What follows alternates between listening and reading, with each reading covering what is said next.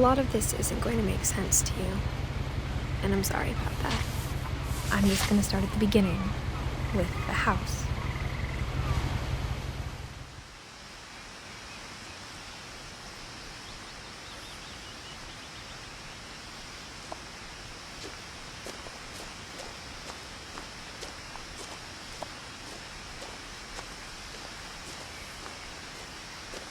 I lived here until I was 11, but I wasn't allowed inside half the rooms.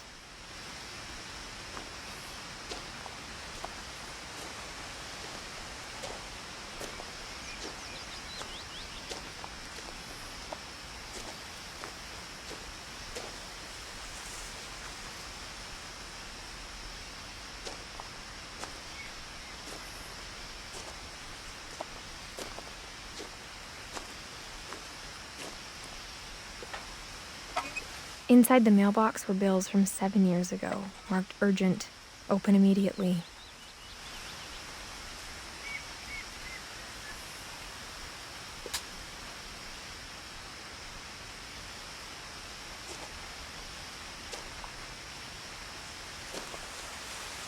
I hadn't been back since my brother Lewis's funeral.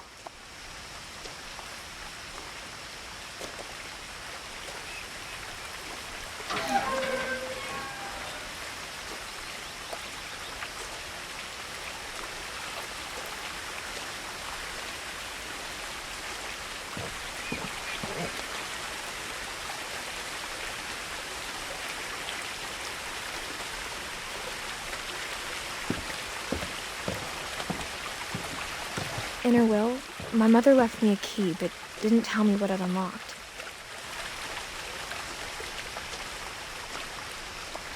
Maybe she thought I'd know, or she thought that the mystery would be enough to bring me back.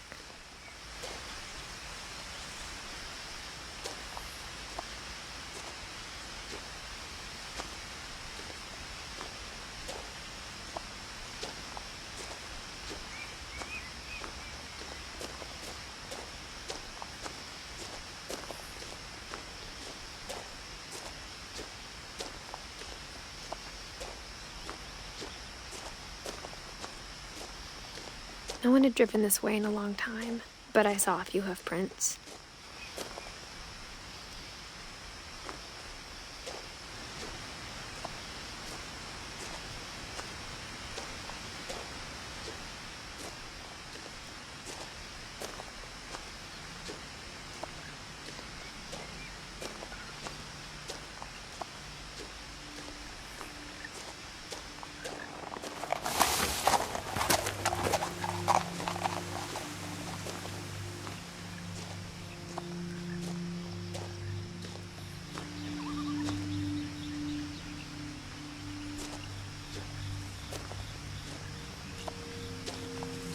The truth is, even after I inherited the house, I never thought I'd come back to it.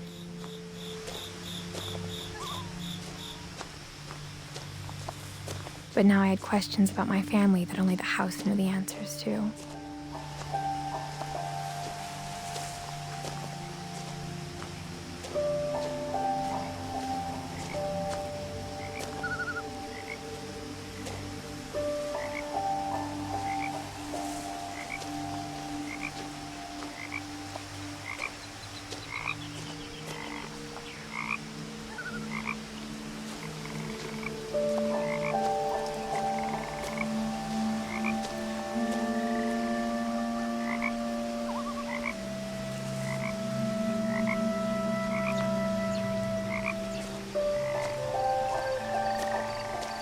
The house was exactly like I remembered it, the way I'd been dreaming about it.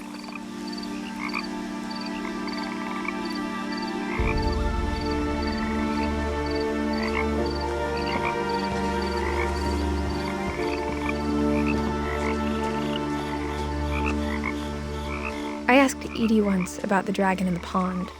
She said it had killed her husband. I was 6. It seemed like an odd joke to me even then.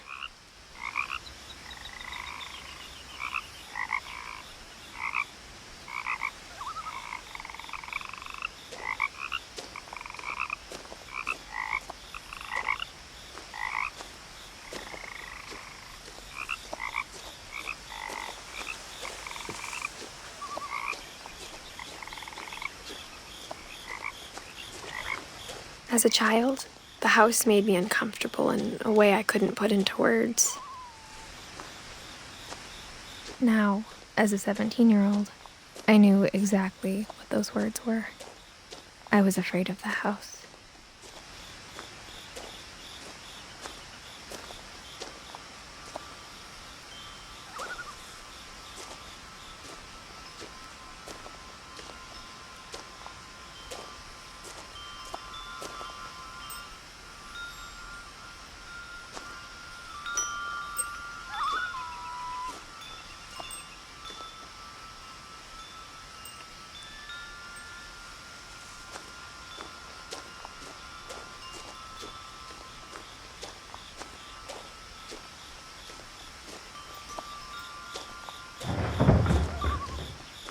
I heard something moving around in the garage.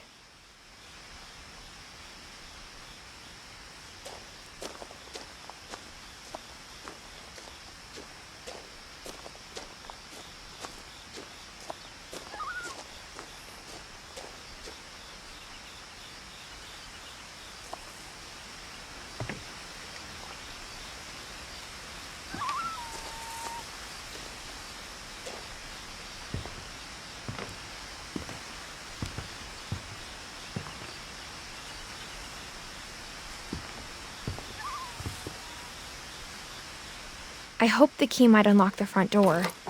It didn't.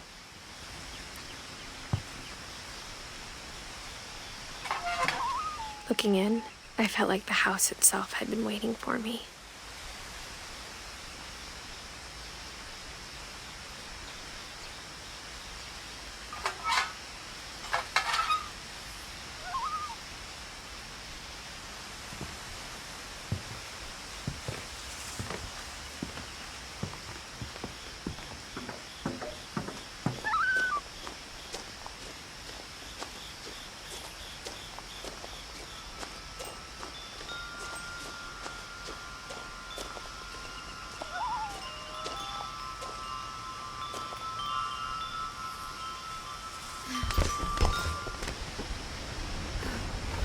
Crawling through the doggy door used to be a lot easier when I was 11.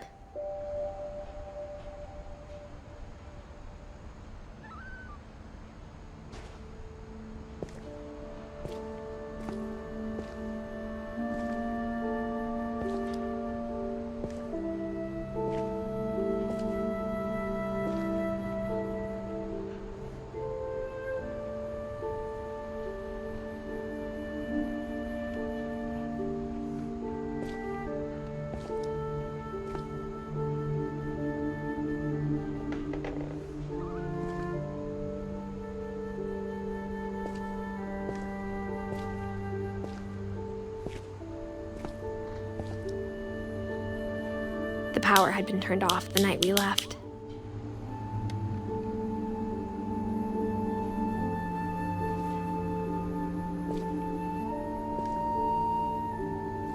For the first time in years,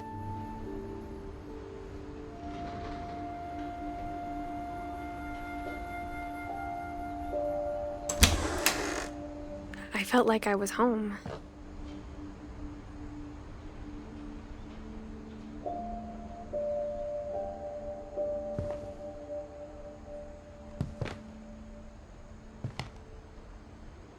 But instead of a family, there were just memories of one.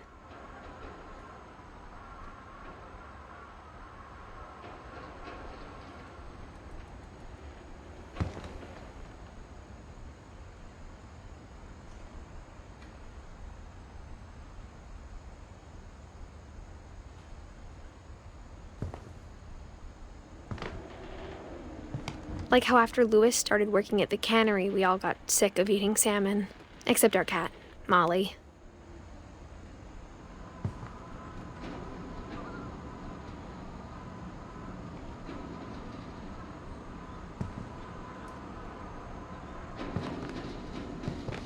Or how only one restaurant would deliver to our house, so we had Chinese a lot.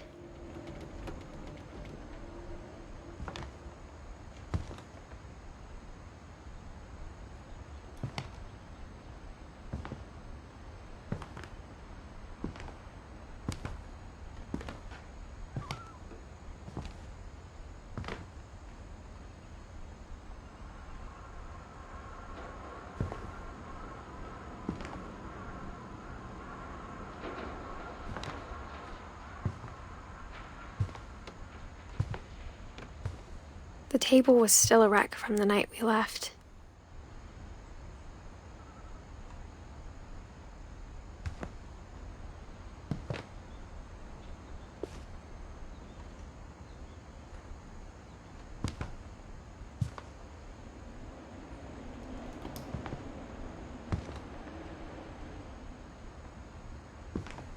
It was like a bomb had gone off, killing everyone but sparing the furniture. My mom was the only one of us who could imagine Great-Grandma Edie living in a nursing home.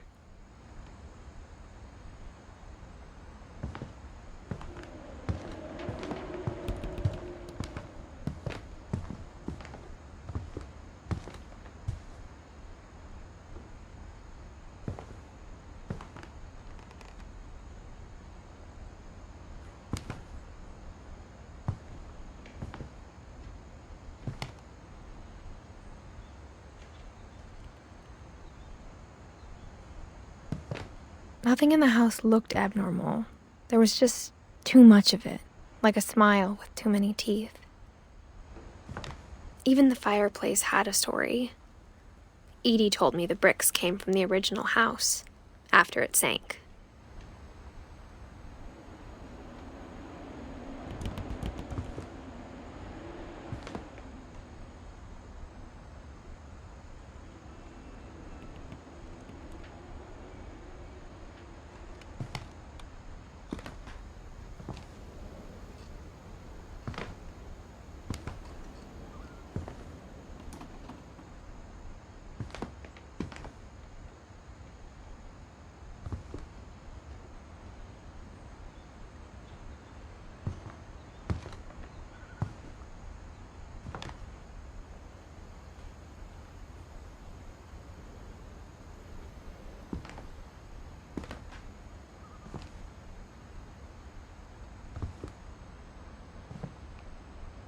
Mom always told me to stay out of the basement, so I wasn't too surprised when the key didn't fit.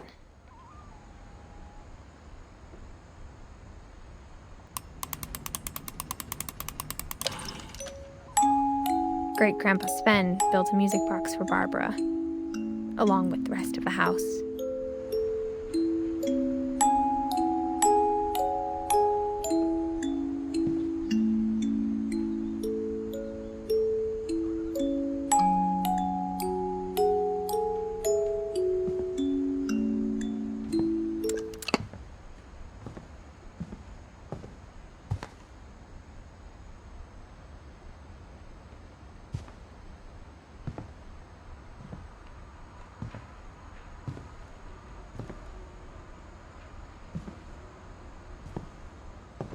My mom wasn't much of an optimist, but she never stopped believing that my brother Milton was alive.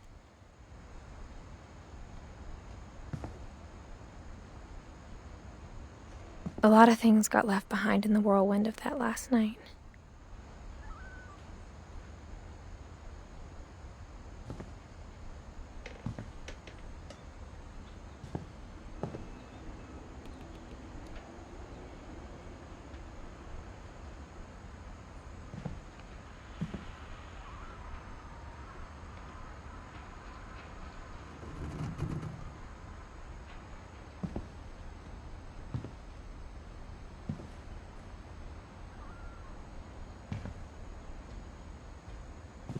After Milton disappeared, Mom sealed up all the bedrooms.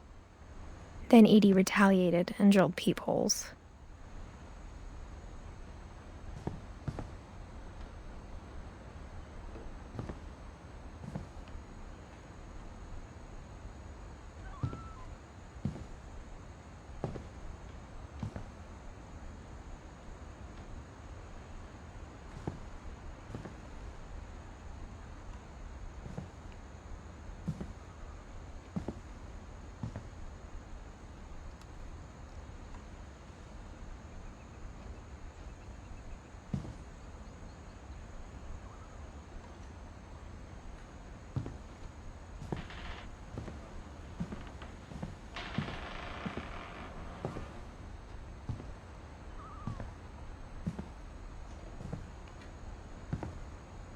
Whenever people ask me about my family, The first thing they always want to know about is Barbara.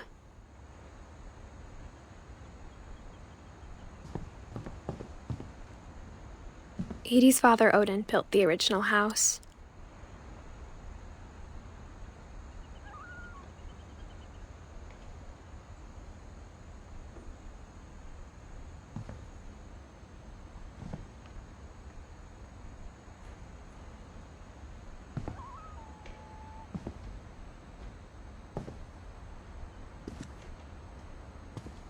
Mom must have locked the third-floor stairs on the night we left.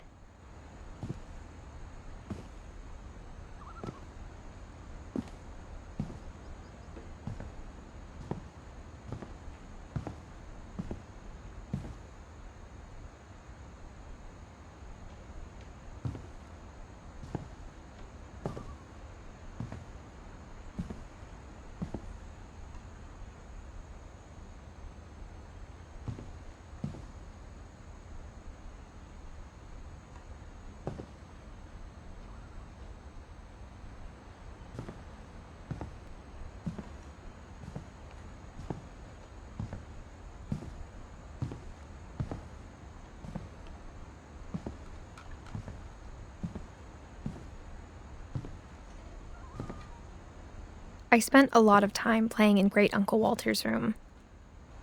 I think my mom sometimes regretted not sealing it up.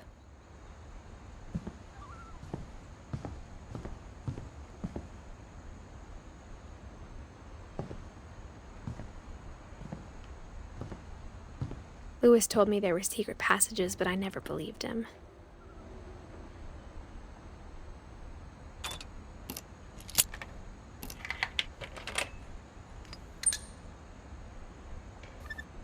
Turns out, my mom was really good at keeping secrets. Now it was time to find out what my mom had been afraid of.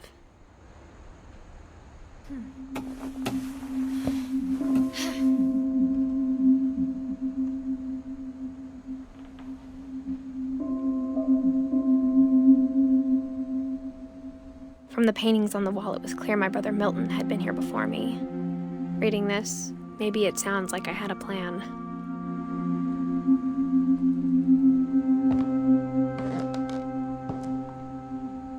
But I had no idea what was behind that door.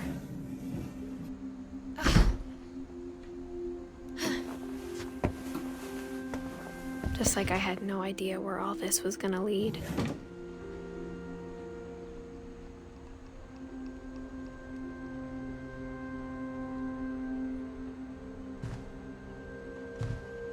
I grew up looking at Molly's room through the peephole. Molly's gerbil had a tiny bedroom with its own even tinier gerbil cage.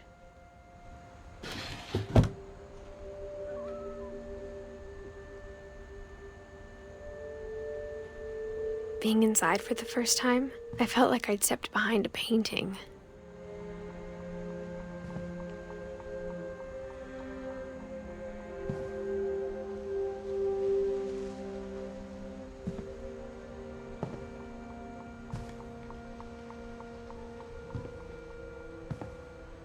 I got the sense Edie had spent a lot of time here, before my mom sealed the doors.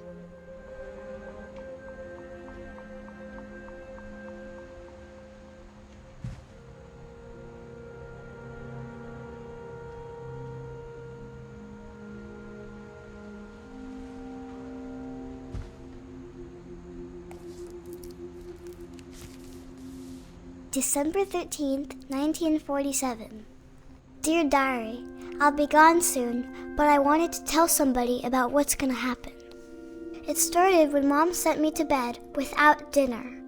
I woke up and I was starving, so I looked around for something to eat.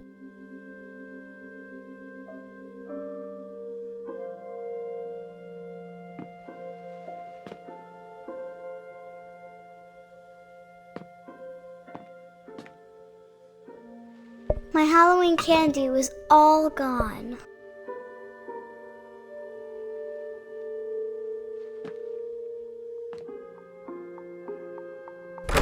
Mom, can I come out now? Sweetheart, it's late. Go to sleep.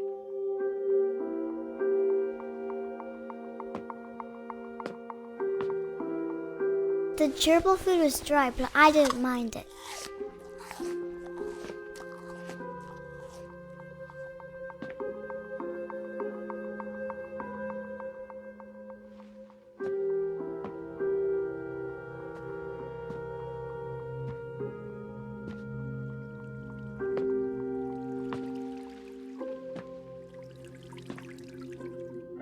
I thought about eating Christopher, but I held back.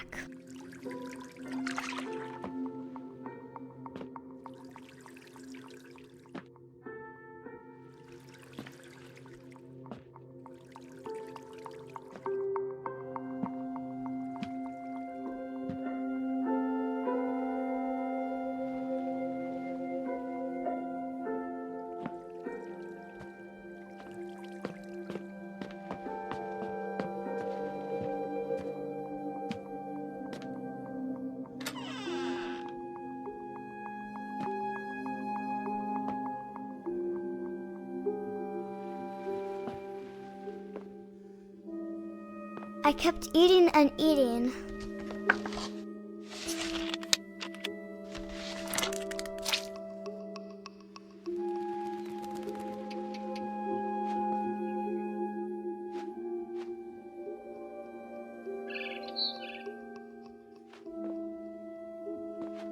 I ate a lot of things that night.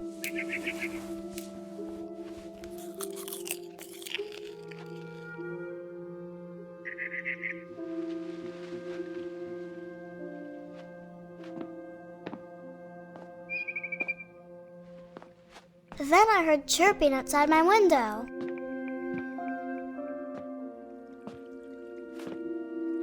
It was a barn swallow going back to her nest. I reached out for her.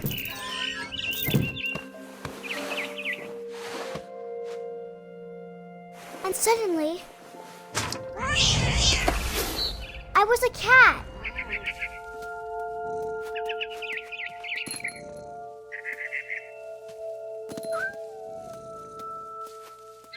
I tried to be quiet, but the bird was really scared.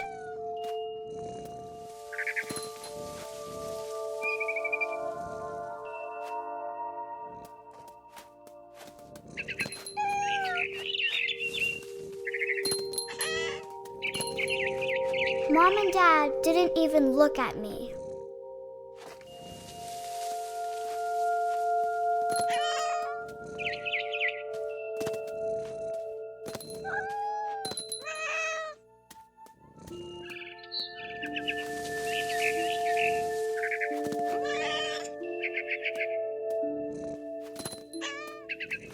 The babies were all gone.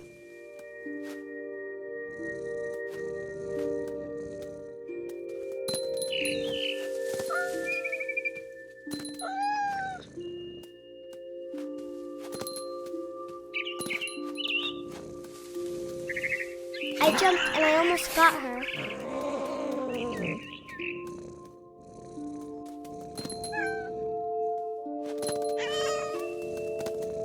I could tell she was getting really tired. Now I was up in the big tree. I promised Dad I wouldn't climb it anymore. All I cared about was eating that mama bird. I gobbled her up. And suddenly, I was an owl. First, all I heard was the wind. Then I heard little teeth nibbling in the grass.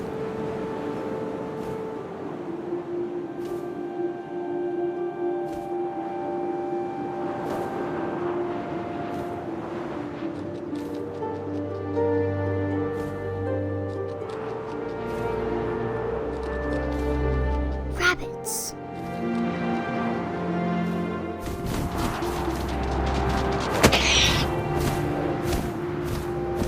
I imagined his face looking up and seeing mine through my talons.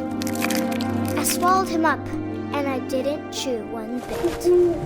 Then I flew off to find something bigger.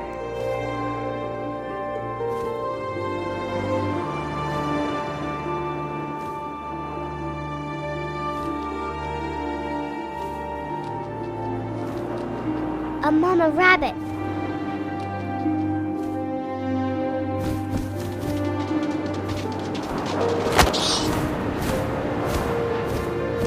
She was almost too big to carry. I started choking, but I couldn't stop eating. And suddenly, I was a shark.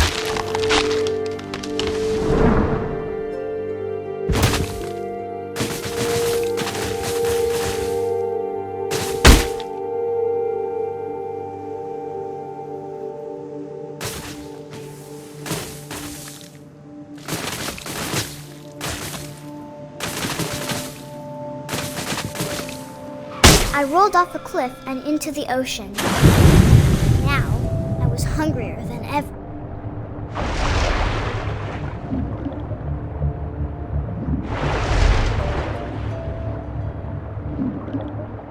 I wanted fat, juicy seals.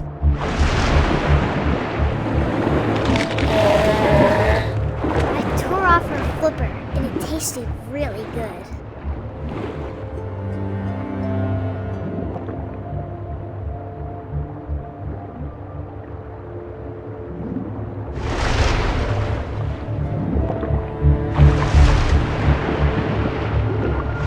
Grabbed on tight.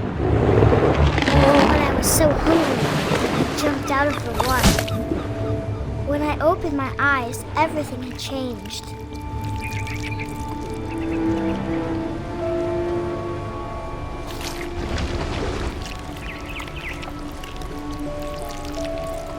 Now I was a monster, and I smelled people everywhere.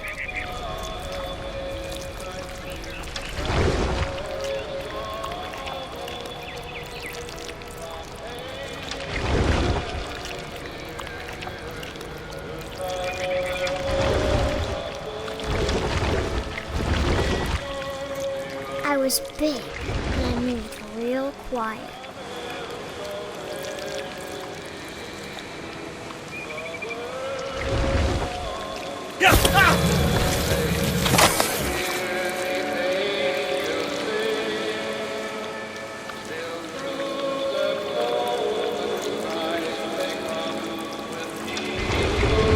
I wanted to stop, but also I didn't. Drunken sailor was never drunken sailor. His belly was rusty razor.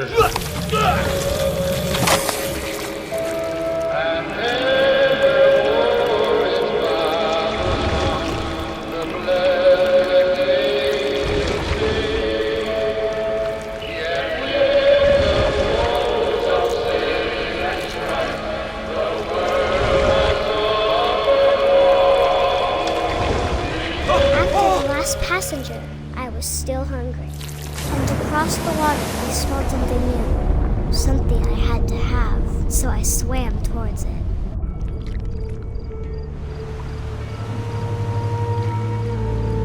I slithered onto the sand, and the good smell went into an old pipe.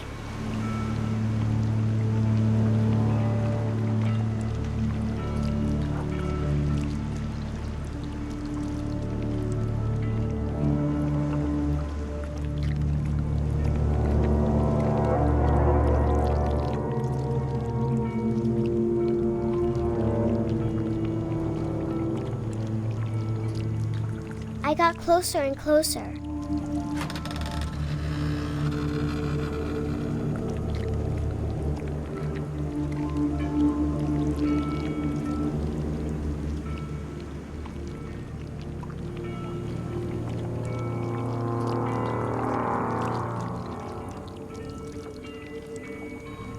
All of my stomach started growling.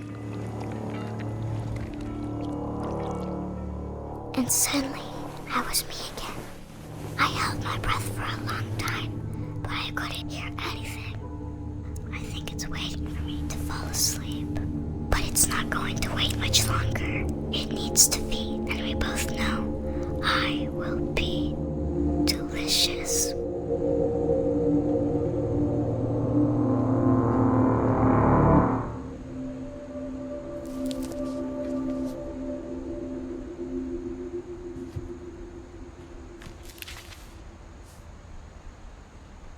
I'm not sure if I believed all of that, but I'm sure Edie would have.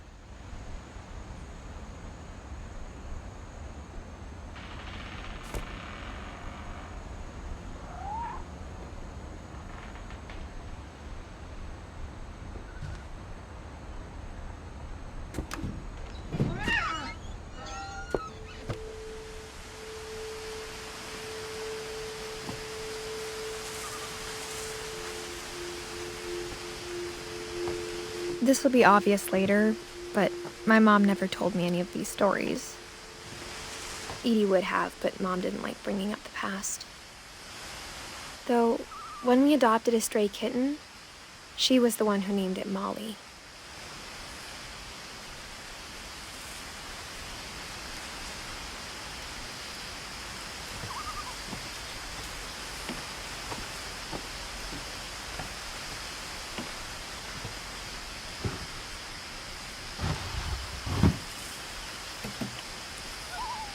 I spent a lot of time in Great-Grandma Edie's room.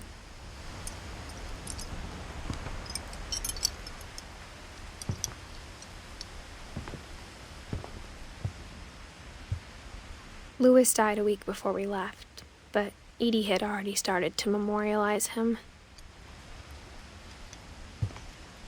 Edie knit me a new pair of gloves every year, just in time to replace the old ones.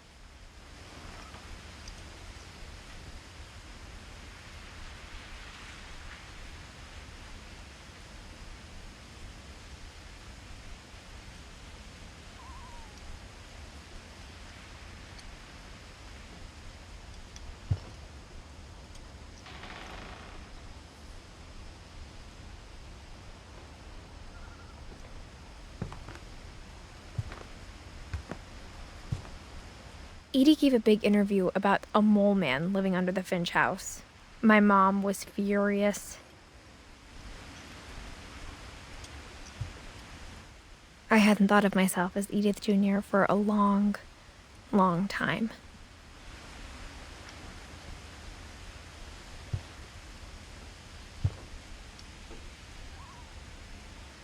One summer, they evacuated the island, but Edie refused to go. For a few weeks, she was a celebrity.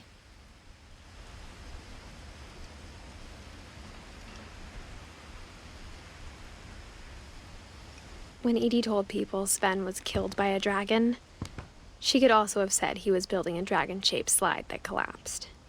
She could have, but she didn't.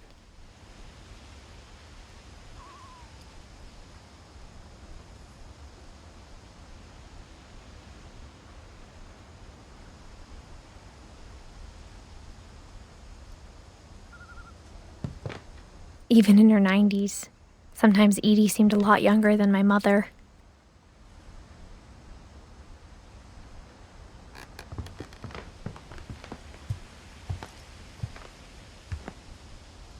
Her room was like a museum.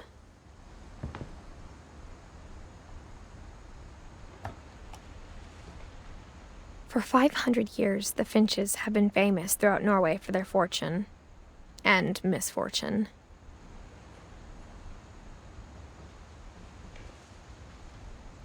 Odin Finch buries the latest victims of the family curse, his wife Ingeborg and their newborn son, Johan.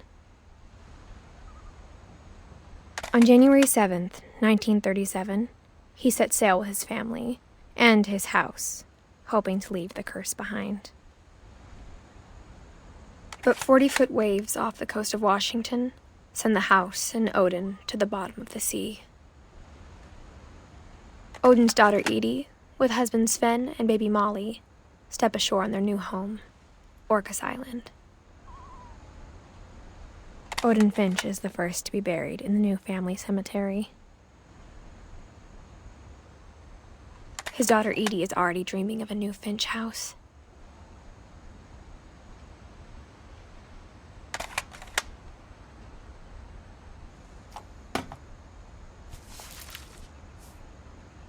Whatever's wrong with this family, it goes back a long ways.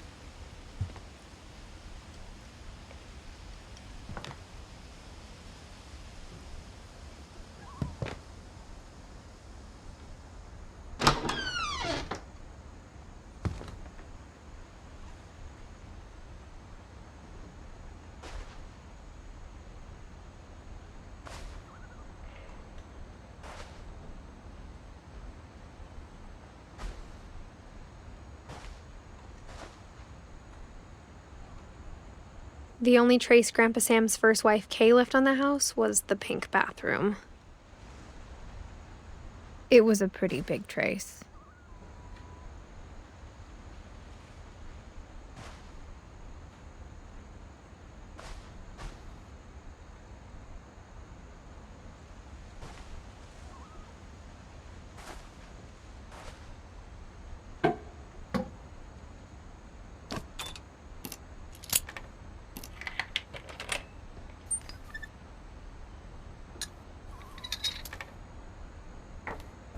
There's a secret in this bathroom.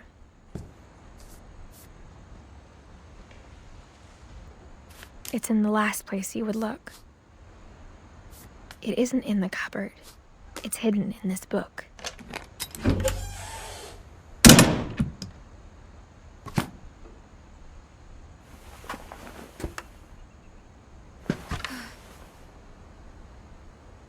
Sven gave Sam an old camera he'd refurbished. He never put it down.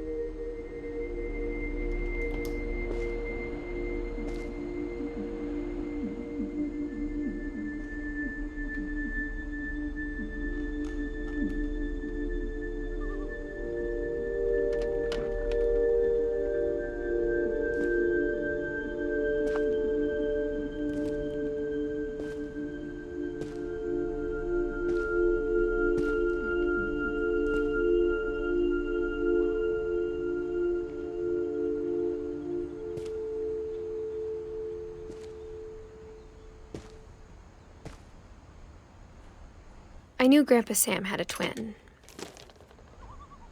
and that he never talked about him.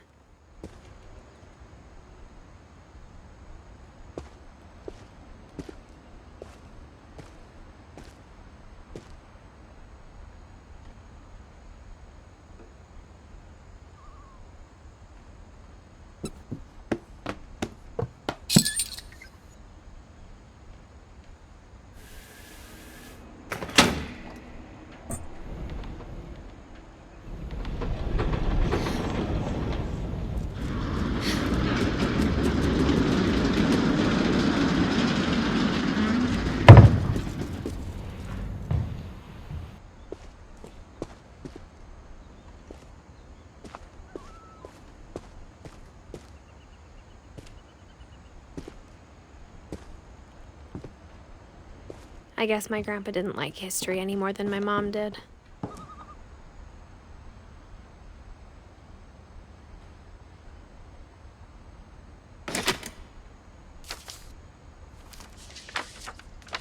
How I Want to Remember My Brother by Sam Finch. The thing I remember is that when he made up his mind, that was it. My brother said he'd die before he ate another mushroom, and he did. At Barbara's funeral, we swore he'd never be afraid again, and he wasn't. I think Calvin always wanted to fly.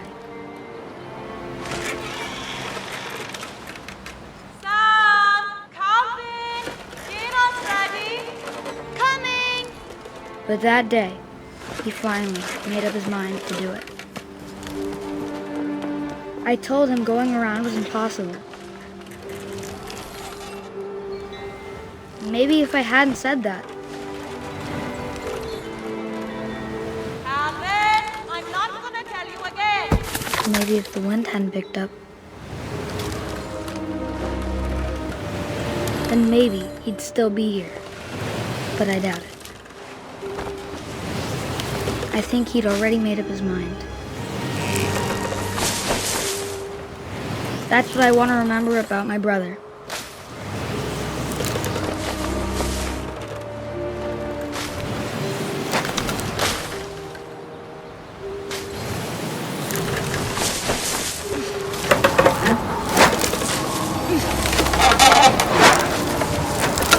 The day he made up his mind to fly.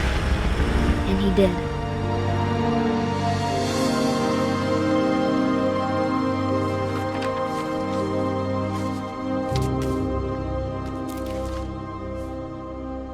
Calvin's story felt strangely familiar. When I was younger, I remember trying to do the exact same thing.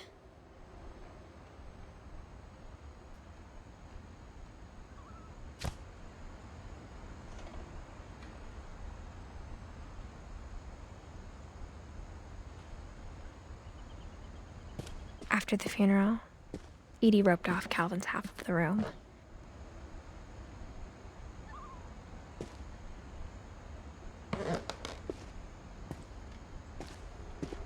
Mom said Grandpa Sam enlisted at 18 and never set foot in the room again.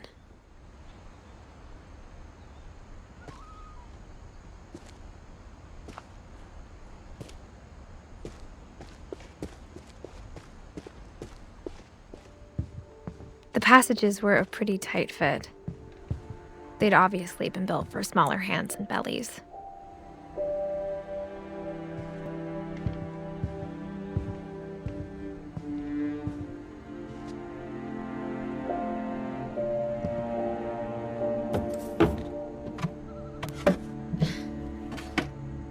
Growing up, I always thought of Barbara as a child star.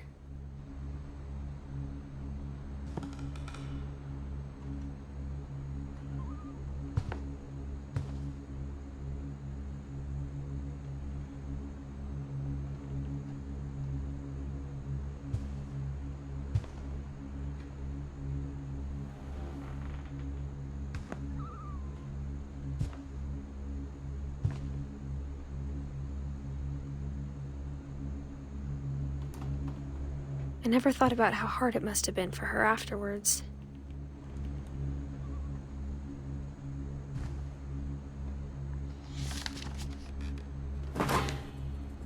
Of all the stories people wrote about Barbara's death, I'm surprised Edie saved this one.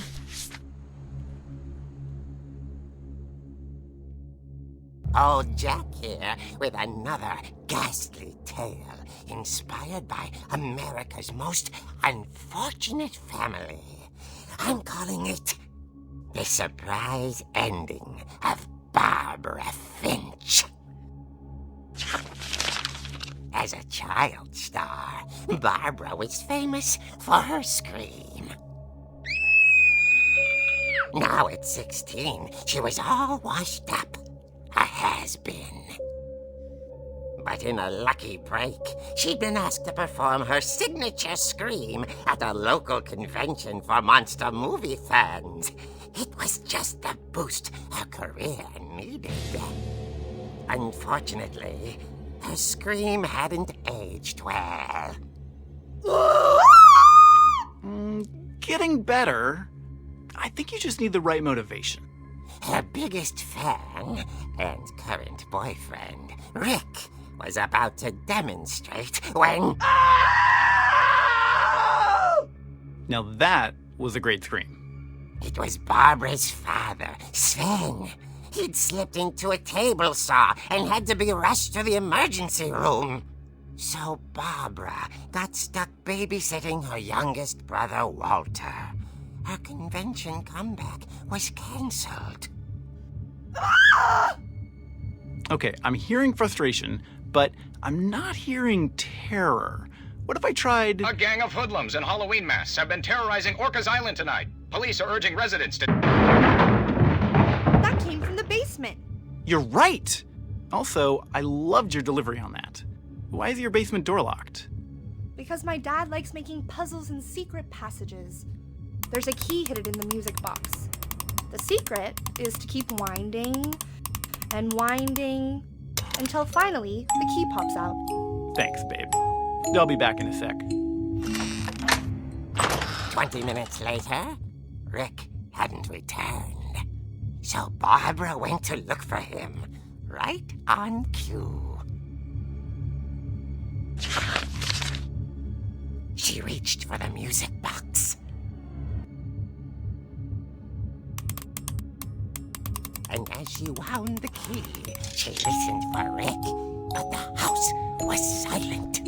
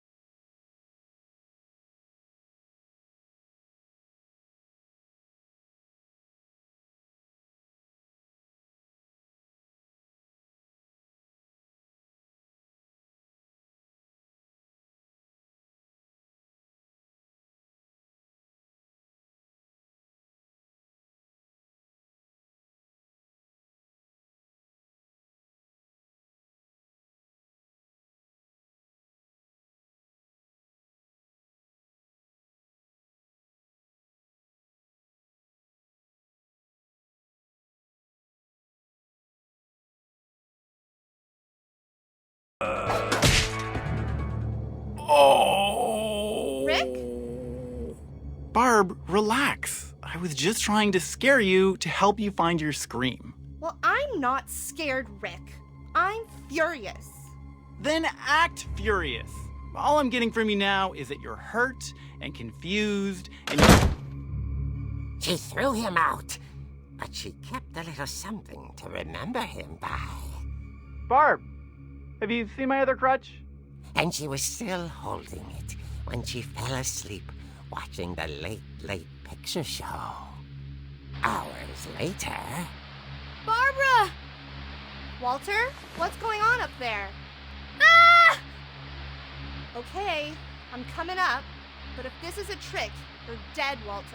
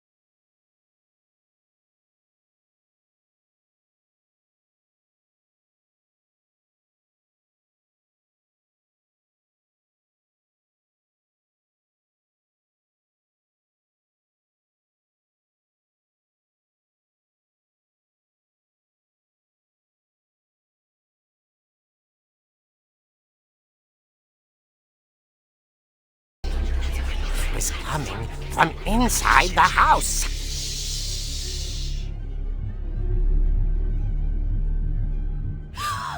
Oh dear.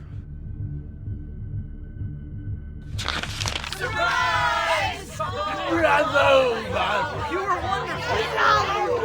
monsters had come to surprise her. For Barbara, it was a dream come true. Then she saw what kind of monsters they were, and she realized what was about to happen.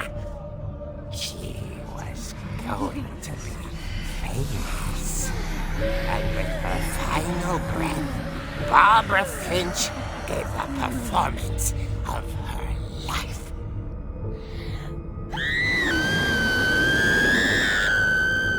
I wasn't there myself, but I hear Barbara was magnificent. Poor girl. She had a taste for stardom. But unfortunately, so did her fans. Of course, the police blamed it all on poor Rick, who disappeared the same night. And little Walter? Hiding under his bed the whole time. He took it all pretty hard, but that's another story. As for Barbara, tucked inside the music box was all they ever found of her. Her ear. Now that's what I call a real eerie tale.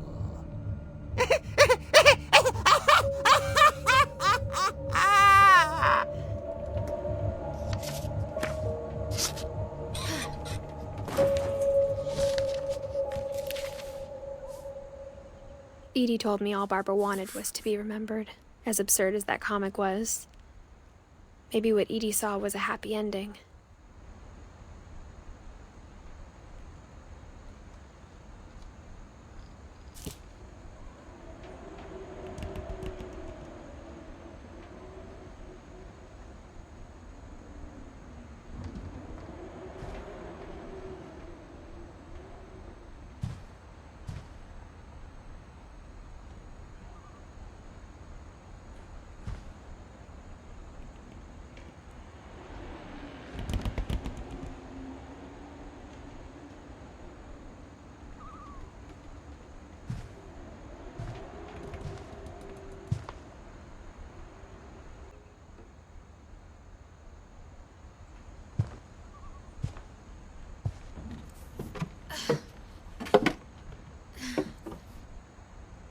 I guess now I know why Mom didn't like me playing with the music box.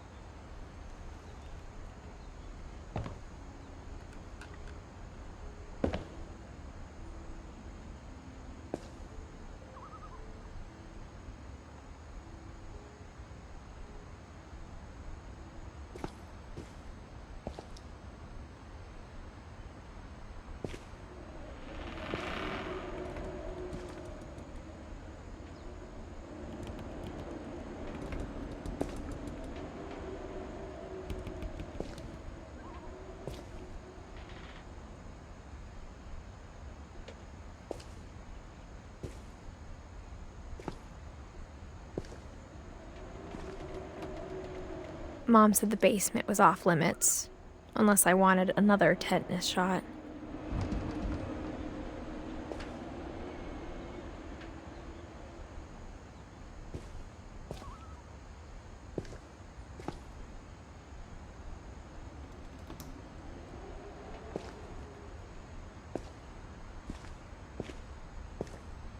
I saw Edie sneak down to the basement once, carrying packages.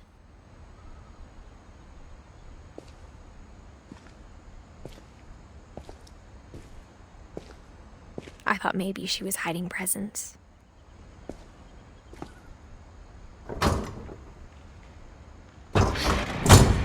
It turned out she was hiding a lot more than that.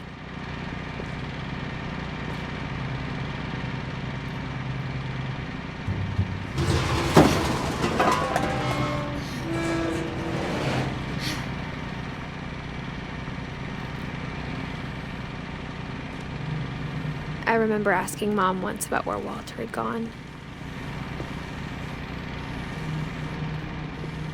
She said after Barbara died, he got as far away as he could.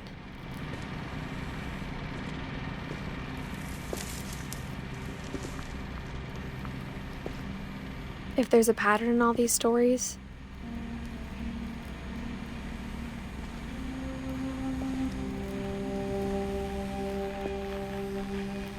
I think it's that none of us has gotten very far.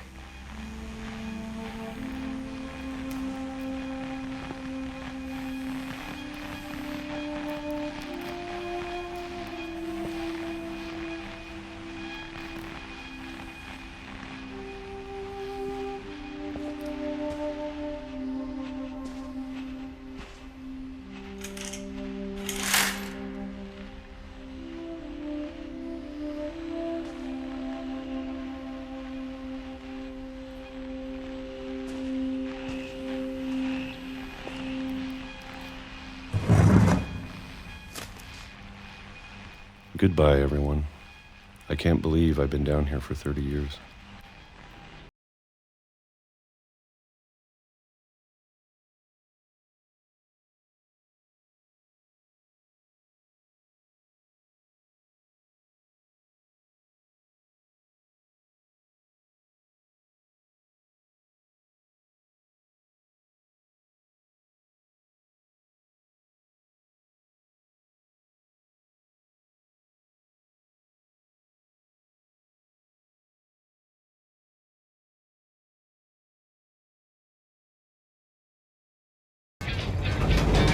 But if you wait long enough, you'll be used to anything.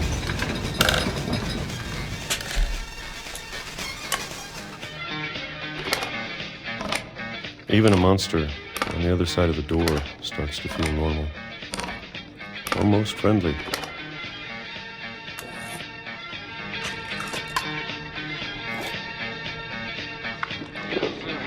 And then one day, everything just stopped. Whatever that thing was, it was gone. Maybe it got tired of waiting. Or maybe I just got tired of being afraid.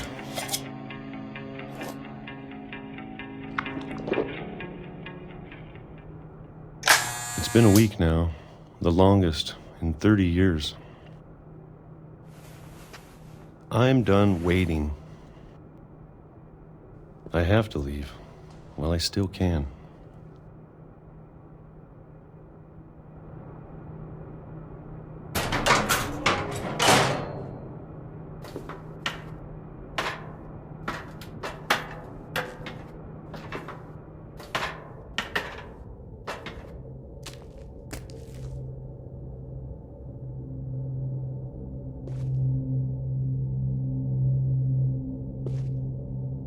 I know it's out there somewhere.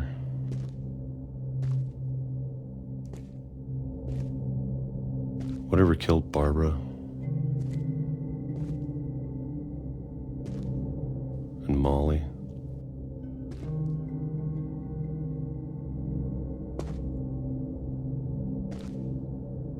and Calvin.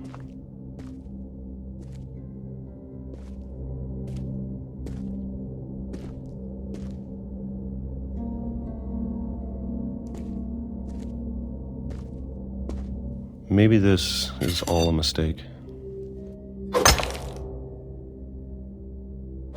But I need to stop living the same day, even if it kills me.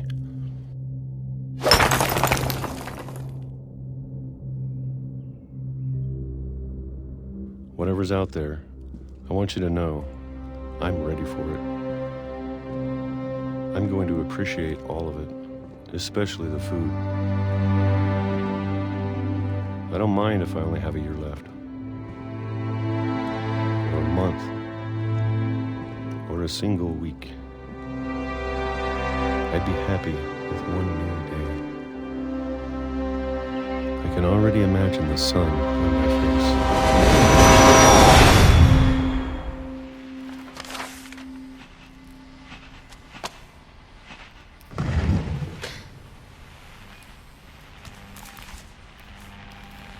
Walter died when I was 6.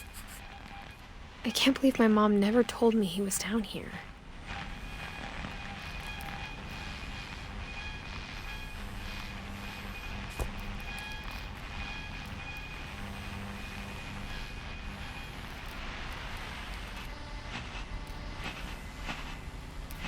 I'm sure my mom was trying to protect me.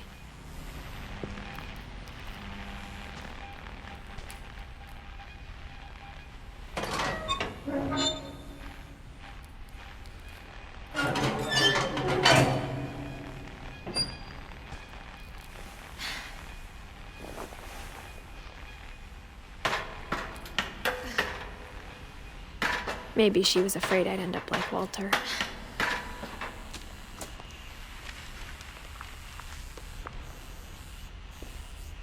But if she never told me about an uncle under the house,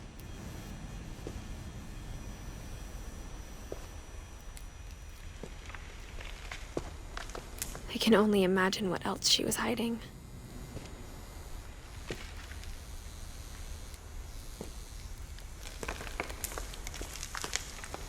I don't want to make the same mistakes she made.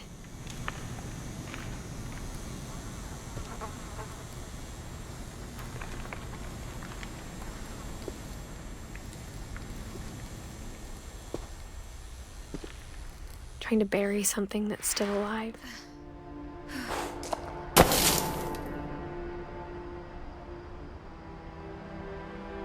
Now that there's only one of us left, or maybe two,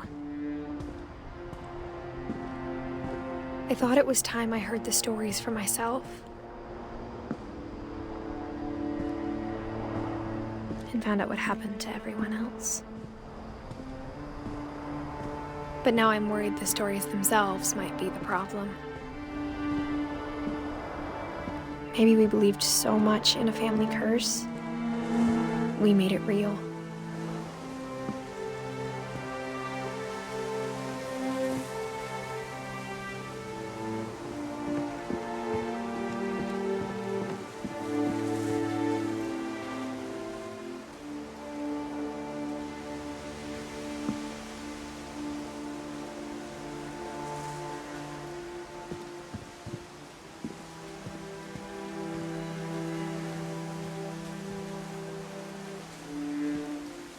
I don't know if I should even be writing this.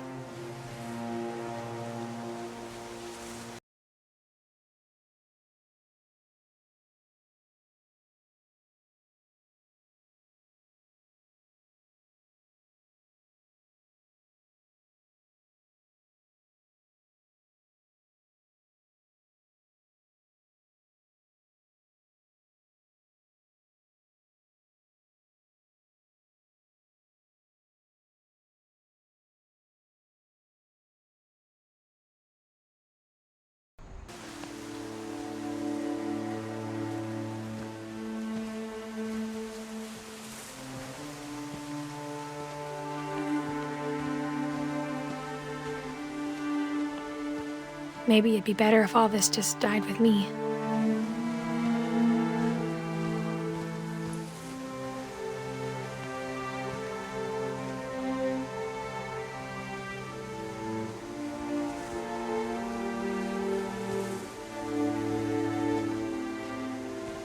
But I thought you should know about your family.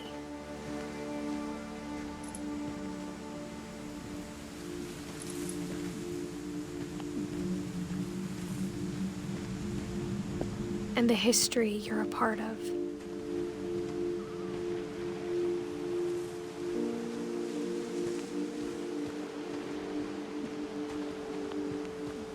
Though to be honest, I feel as lost as you probably do right now.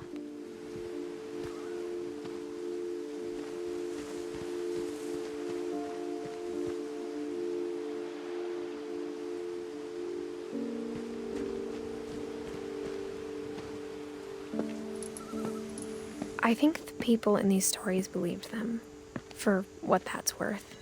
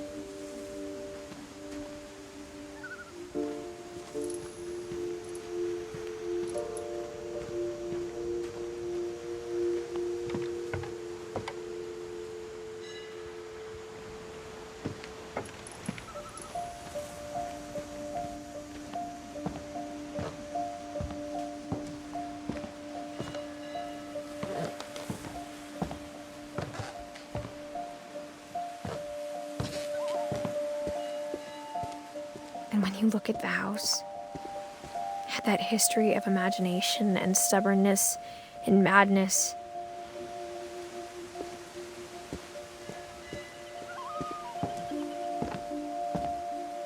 any of it seems possible.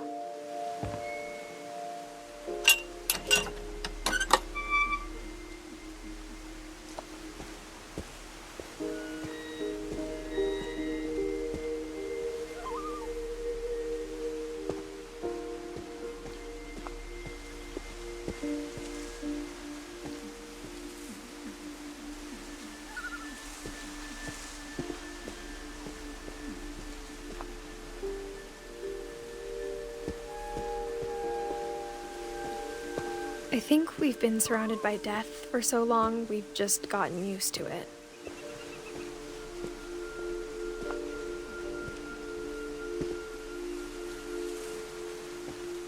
What kind of family finishes building a cemetery before starting the house?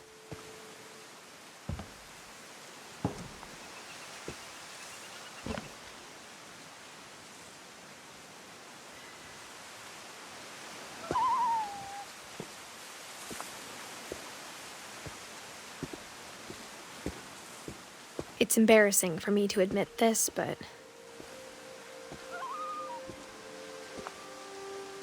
the pet cemetery made me more uncomfortable than the human one.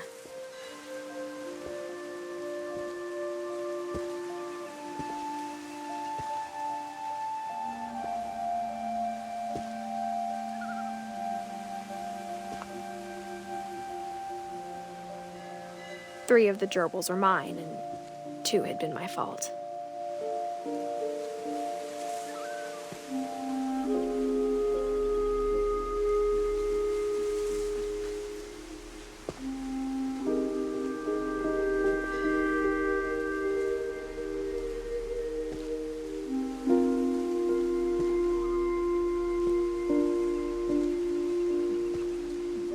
Sven built the house, but it was Edie who designed the cemetery.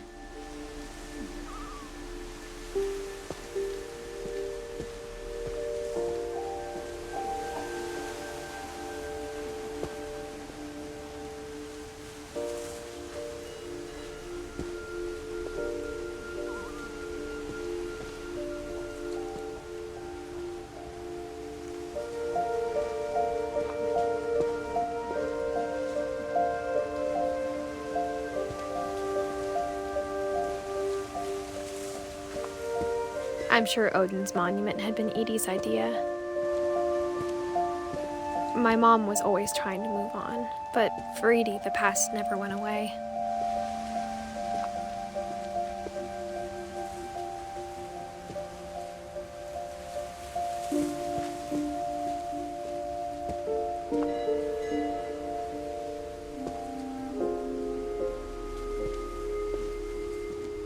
She could see it poking out of the water at low tide.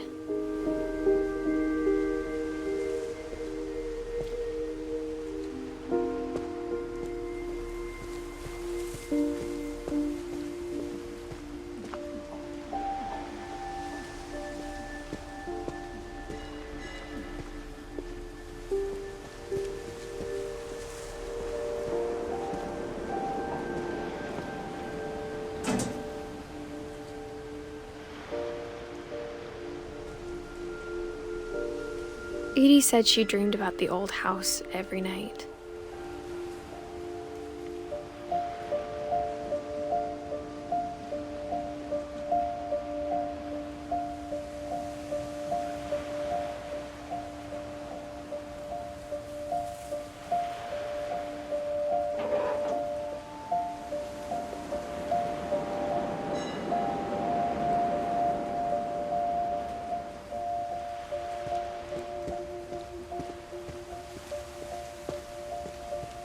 Edie's side was always easier for me to understand.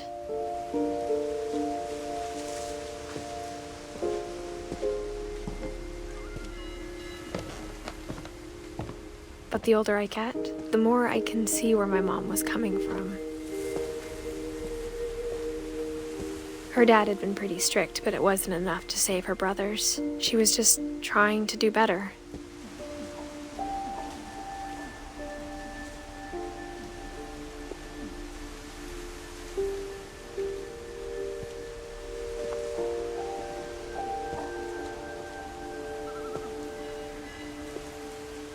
She lost 2 of her brothers, just like I did. I get why she tried so hard to protect us.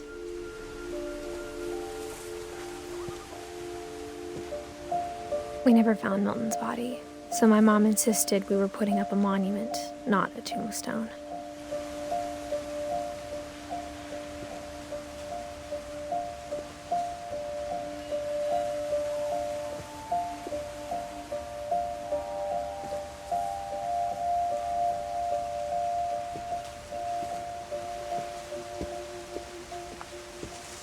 There's so many things I wish I could ask my mom now. Part of me thinks this is what she wanted all along. For me to come back someday and find everything out for myself.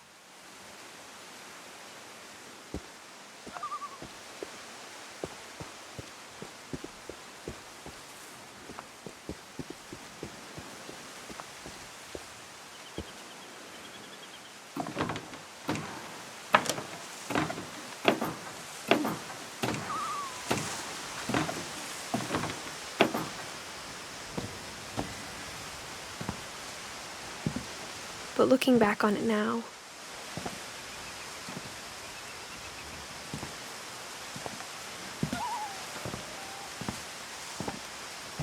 if she told me there was going to be so much climbing, I never would have come when I was 22 weeks pregnant.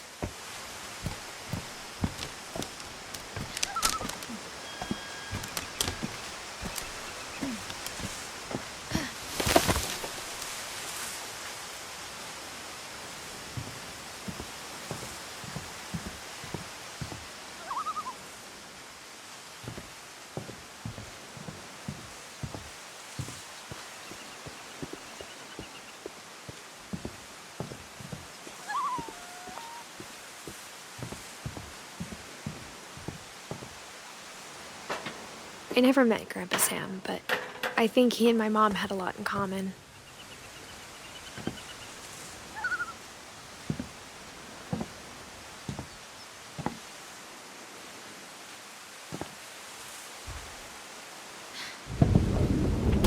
They were both pretty intense.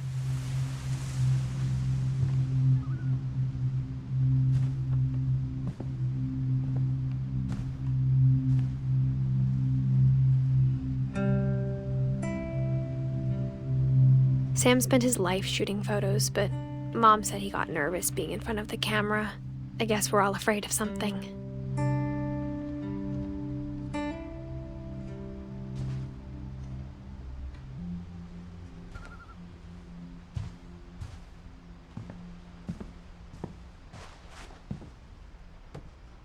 Instead of hiding from death, Sam seemed to go out of his way to meet it.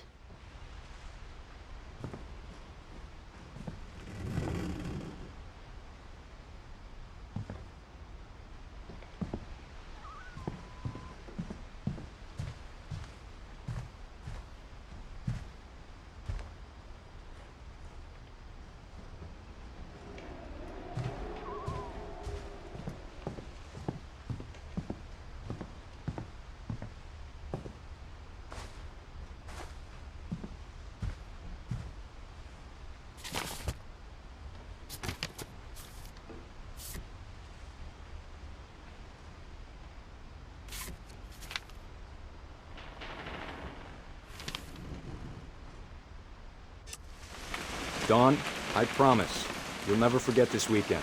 Yes, sir. These memories are gonna last a lifetime. Am I gonna have to shoot anything? It's a hunting trip, Dawn. Shooting is strongly encouraged.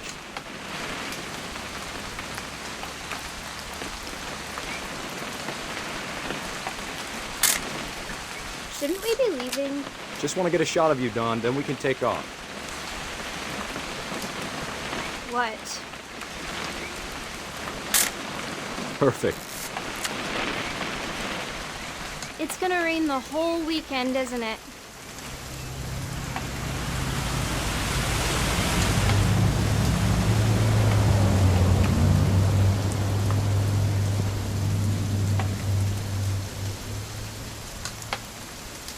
Please just take the damn picture. Hey, language. I will never forget this weekend, Dad. That's the spirit. Okay, got it. I'm gonna take some pictures, okay? Just be careful. That camera's older than you are.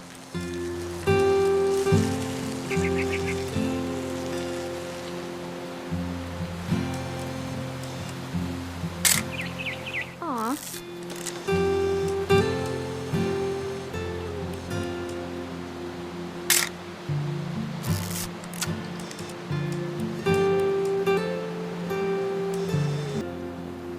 Definitely should not have drunk all that coffee. Hold still while I take a picture of you. I definitely won't be moving. Are you done yet? Does it sound like... Hey! That's a keeper. Nothing quite like being outside. I'm just saying, I'm not always gonna be here, Dawn. You'll need to remember this stuff, if you want to survive. I'll be fine, Dad. You know who else thought he was gonna be fine? Some guy who died. Dawn, I'm being serious. I know, Dad. You're always serious. Doesn't being out here make you want to chill out? Well, to tell you the truth, I haven't been out here in 20 years.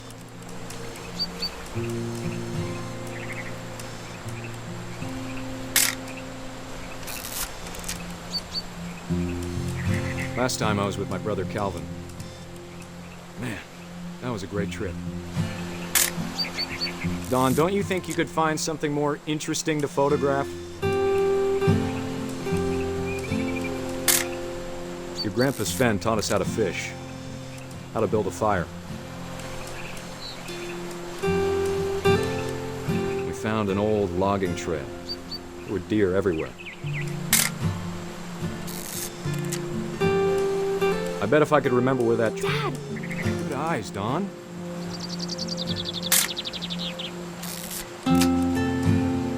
Before you take the shot, let me get a picture of it.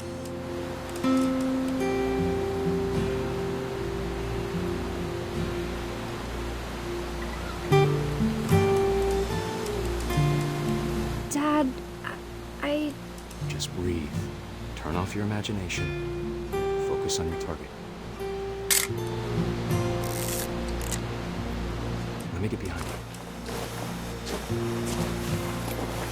Do I have to do this? Dawn, you don't have to do anything. But if you want to survive, you'll need to be strong. Great shot, Dawn!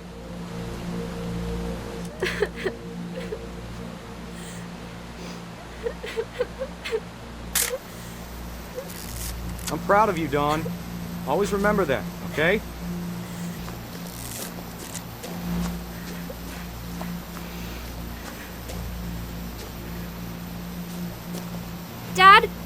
It's twitching. I think That's it's totally normal, Don. Just focus on the camera. Try not to think about— Dad!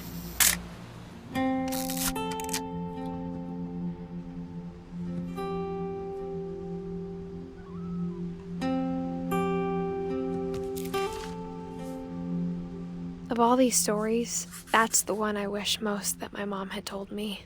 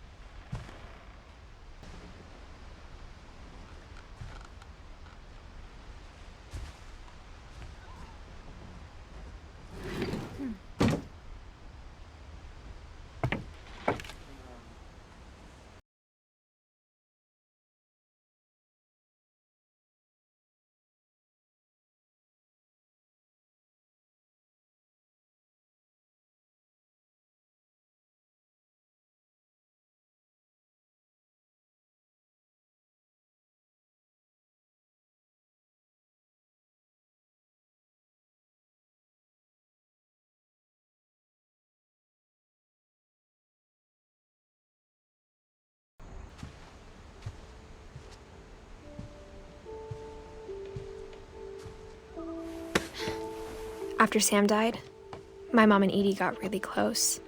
They'd both lost a lot.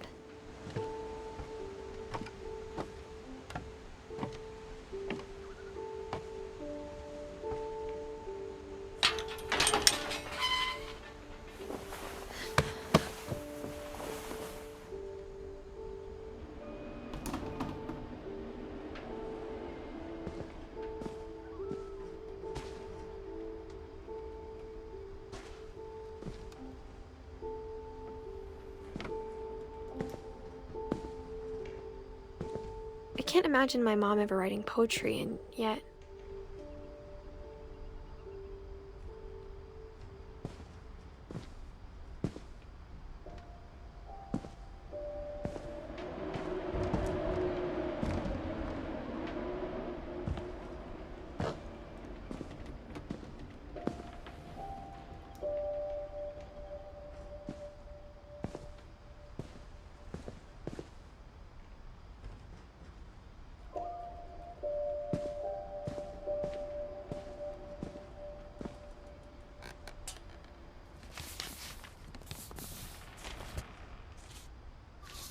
Dear Kay, do you remember the way Gregory used to laugh when he thought he was alone?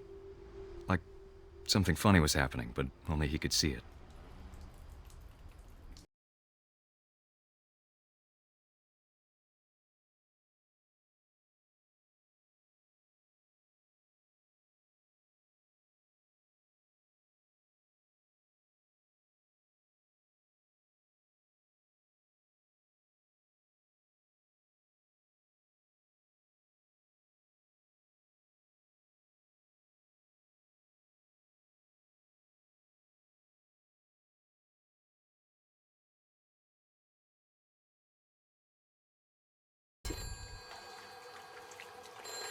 Hold on, sweetie. Hello? Sam, I told you I don't want to talk right now.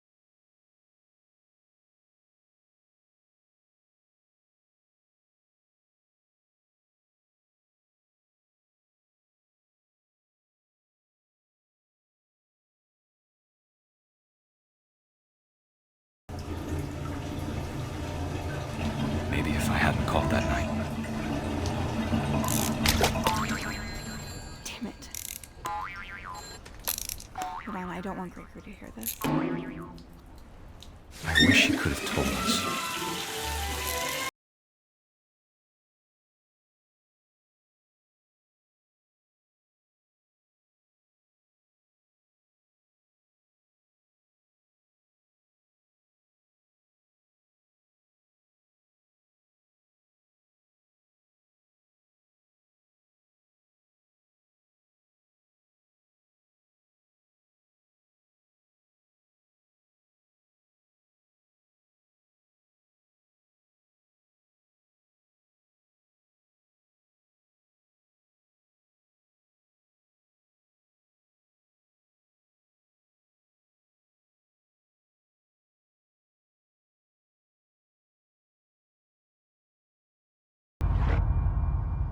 Good luck, Kay. Love, Sam.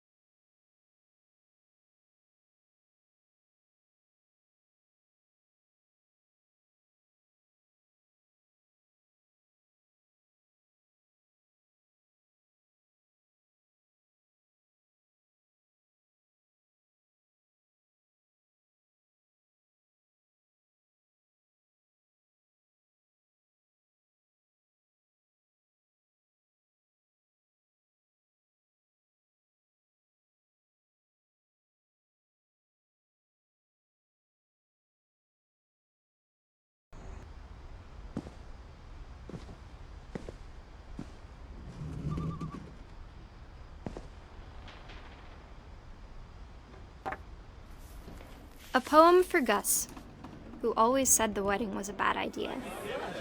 Our father never hit us kids, at least not very hard, before the day my brother said with teenage disregard that he'd be dead before he'd see a wedding in our yard.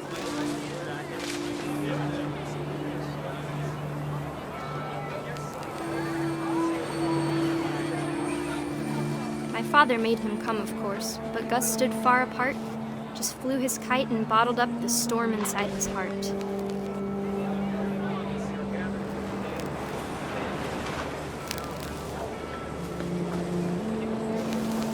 I tried to talk him out of it, but though he'd never met her, "We don't need a stepmom," were the words that I now pronounce you husband and wife.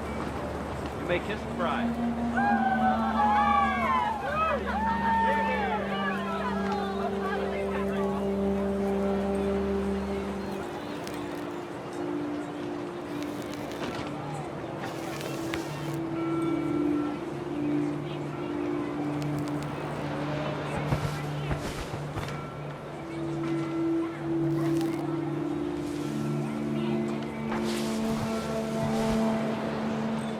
When the time for photos came, Dad ordered him to come here. But Gus declined and as a sign held up his middle finger.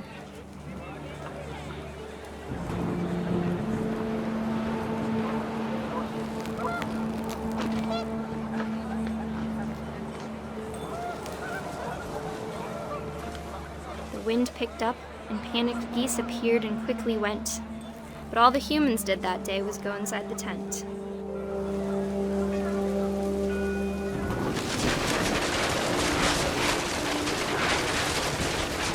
The rain came down in buckets then, but no one seemed afraid that nature might destroy the tent our dad had crudely made.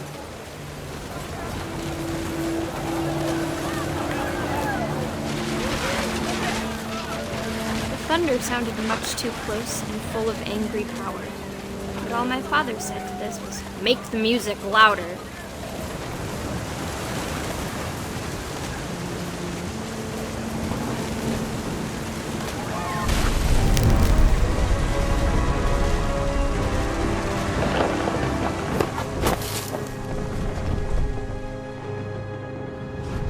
I wish that I could truly say I thought about you on that day.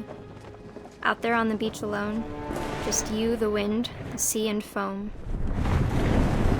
But I didn't, until we found you.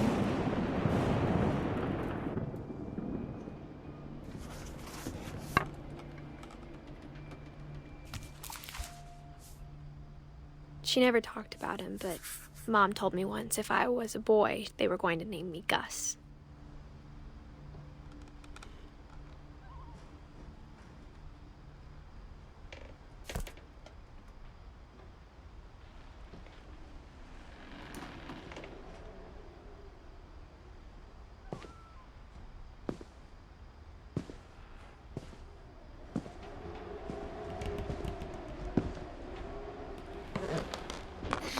My mom moved up to the loft after her brothers died.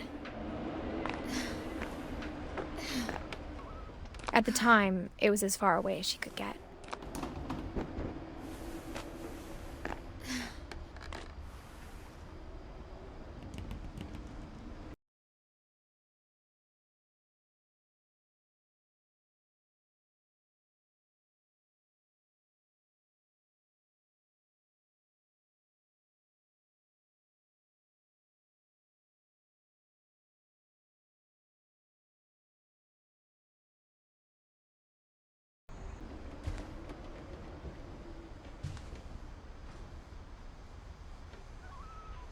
Religion was another thing my mom never talked about, but I think it helped her a lot after her dad died.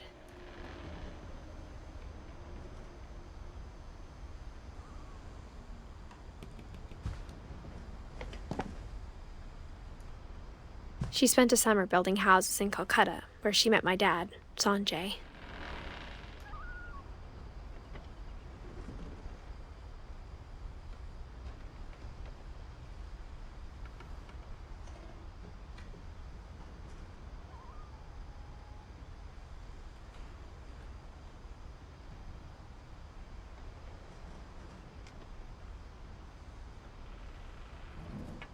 My mom moved to India a week after graduation and got a job teaching English. Louis was born a year later.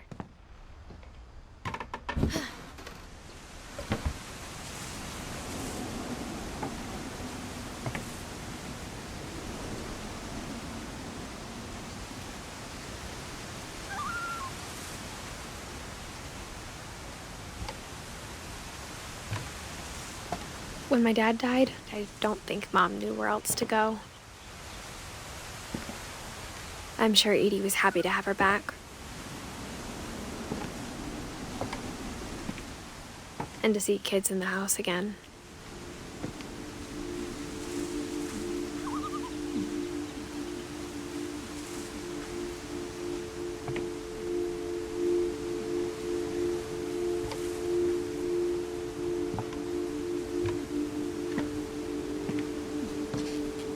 The house had to get a little bigger, but Edie was used to that.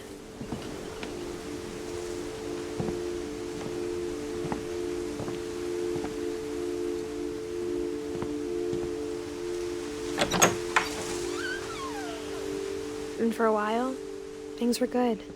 Almost normal.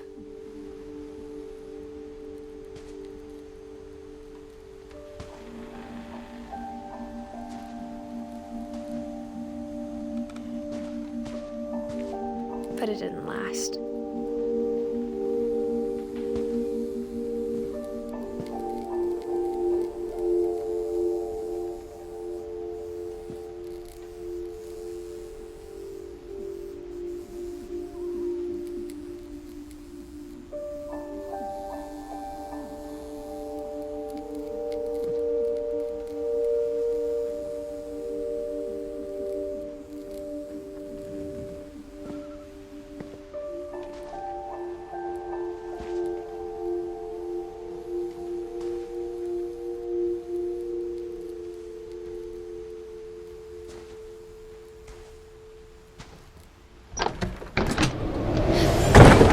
The beginning of the end was Milton's 10th birthday, when Edie gave him a castle.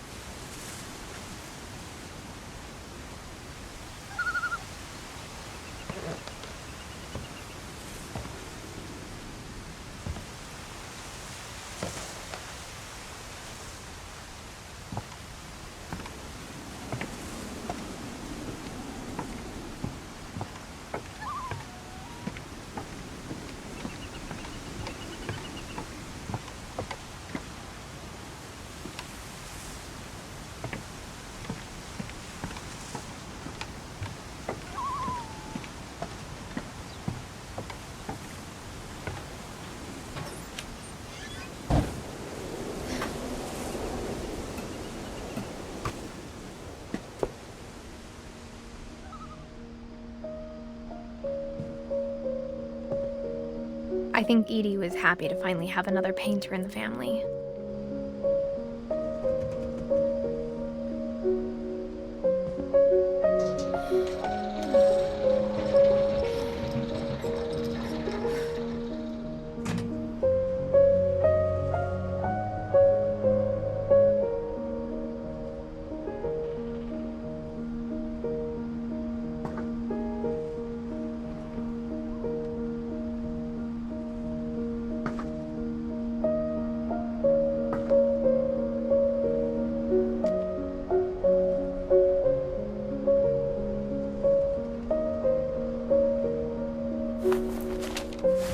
Milton Finch in The Magic Paintbrush.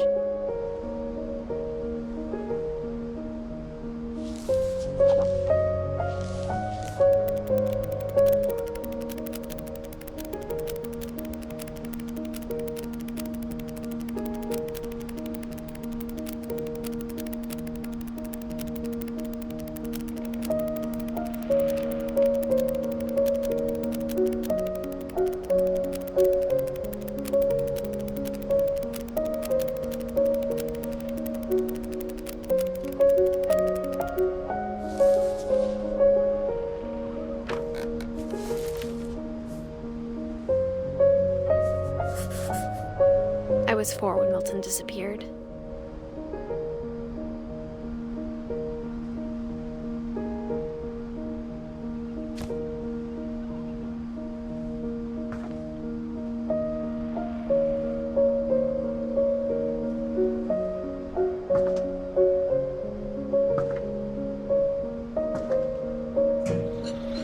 Mom spent months searching for my brother.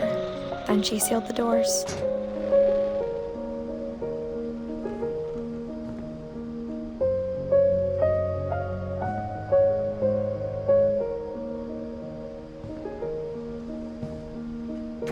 Whatever Milton had found in the house, Mom didn't want it getting out.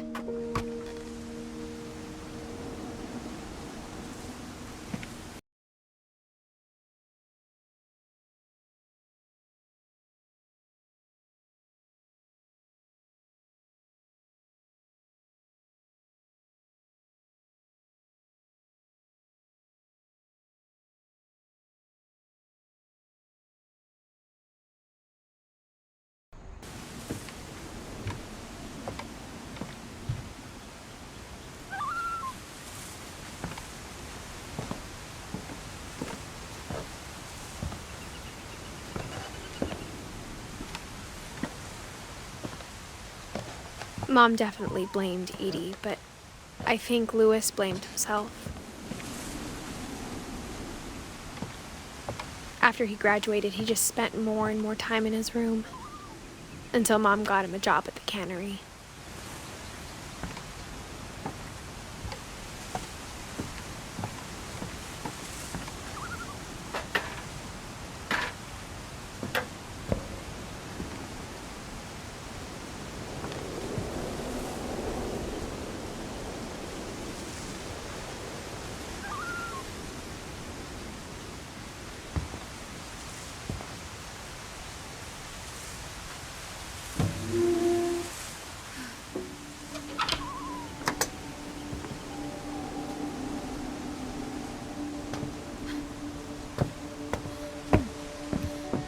Louis's room smelled very, very familiar. That part of him lived on.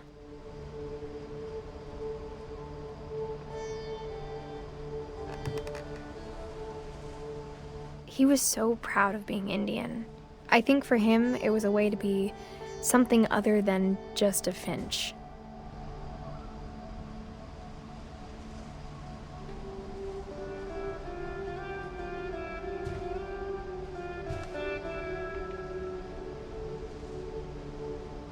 Louis and I spent a lot of time playing games together, but he was surprisingly bad at them. He died a lot.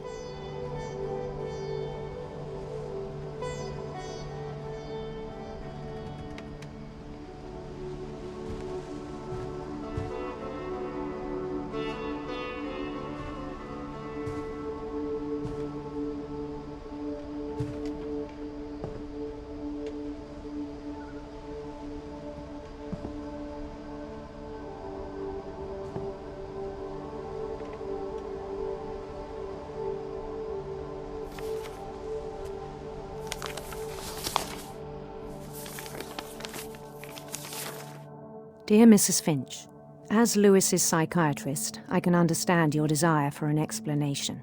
As I see it, the trouble began in January, shortly after we convinced your son to seek treatment for substance abuse. Newly sober, I believe Lewis first noticed the monotony of his daily life.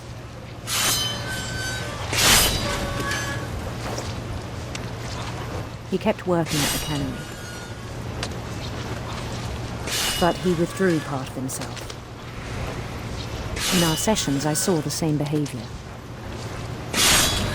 His mind began to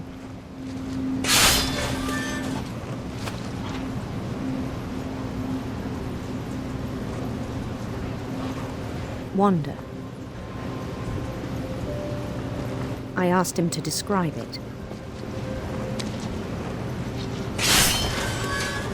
He said he started small, imagining a labyrinth. He'd feel his way about. Then something moved. Bats and toads.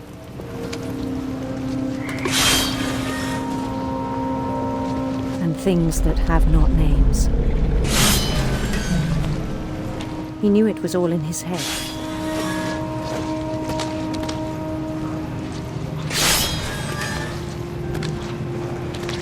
But he took it very seriously. I had hoped he'd find himself.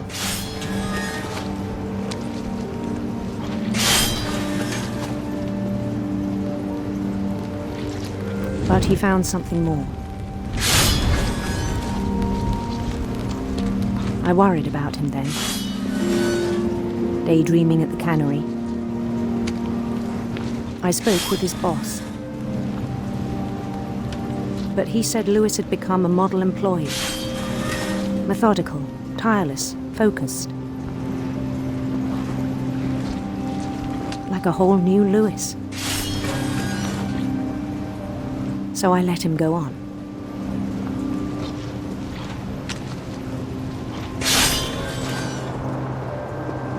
I even encouraged him. It seemed very promising at first. He told me he'd made a new friend.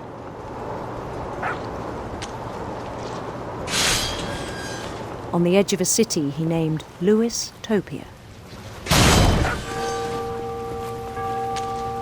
He built the city up slowly, brick by brick. Then he made musicians.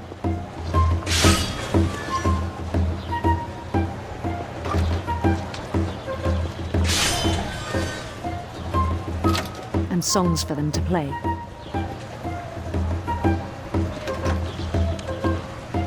He talked about starting a band. And he was always humming something. Every day his imagination grew stronger.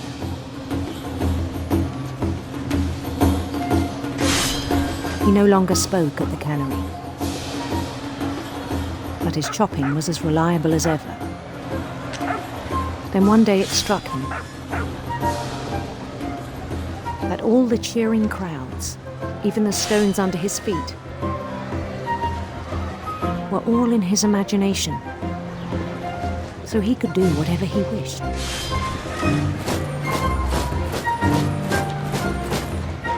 He held an election for mayor, and he won. They begged him to stay, but his mind was already wandering. It became a game for him.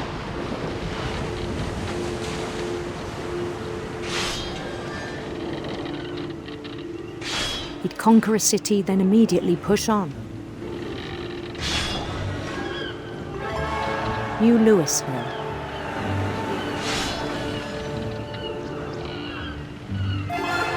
St. Louis. He started drifting away from our reality.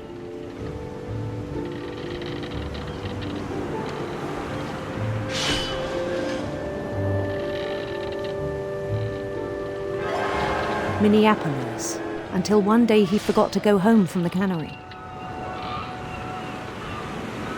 even as his mother pleaded with him, part of Lewis kept sailing on.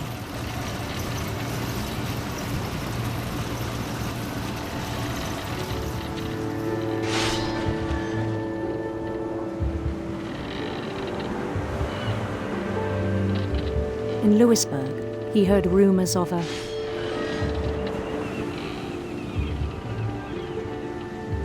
handsome queen.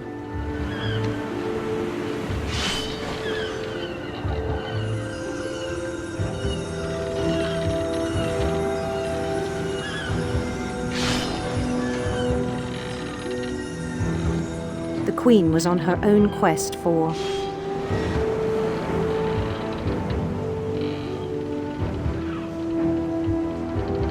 sinister serpents.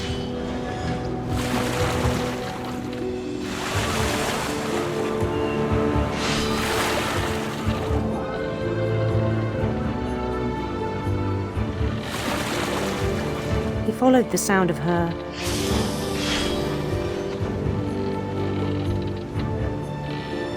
silver harp.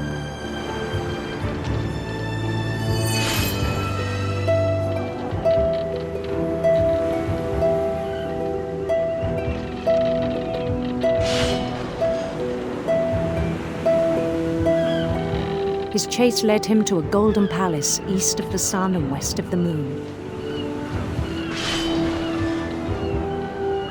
Even then, his logic remained sound. He knew the world was all in his imagination.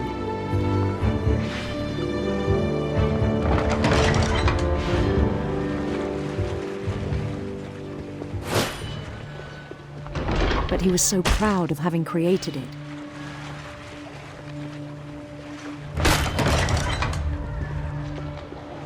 In his own eyes, he'd become something greater than a king.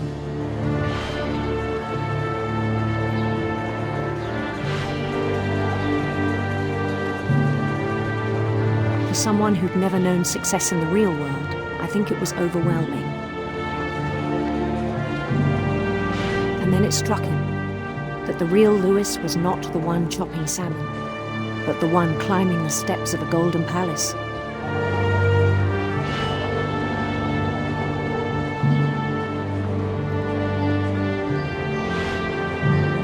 My imagination is as real as my body, he told me.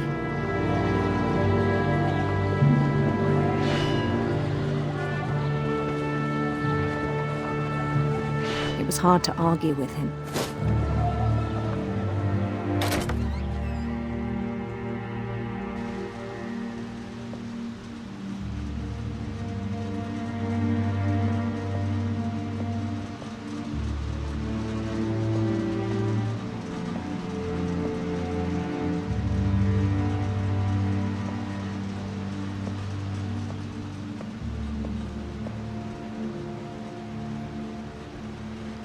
He began to forget the world we know.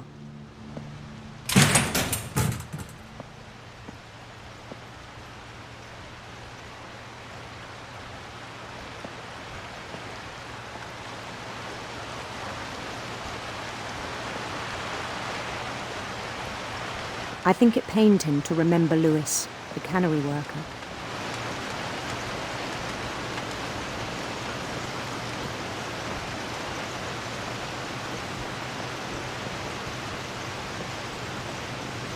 He began to despise the man with a royal contempt.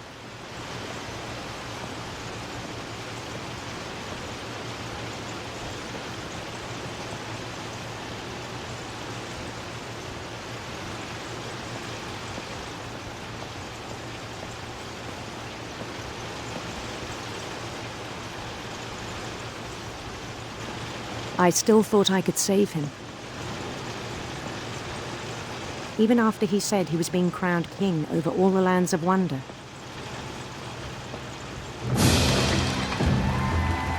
The palace would be packed with his companions.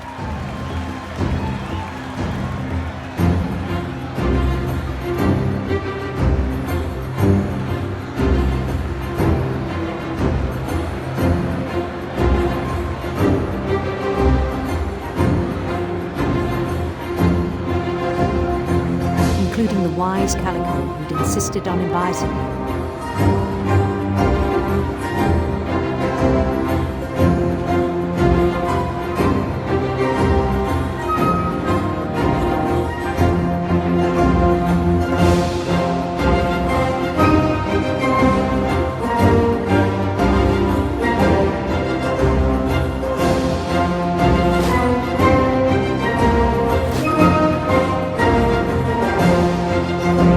His queen waited, holding his crown.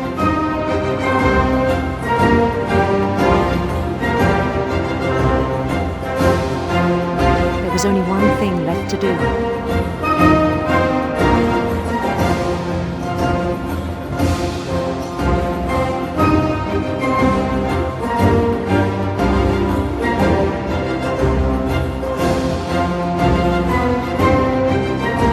Bend down his head.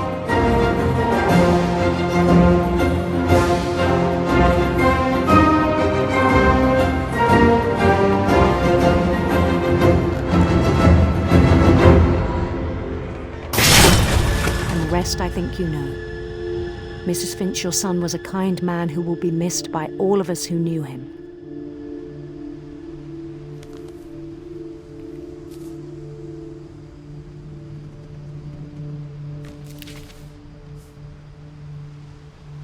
My brother was really cool. I wish you could have met him.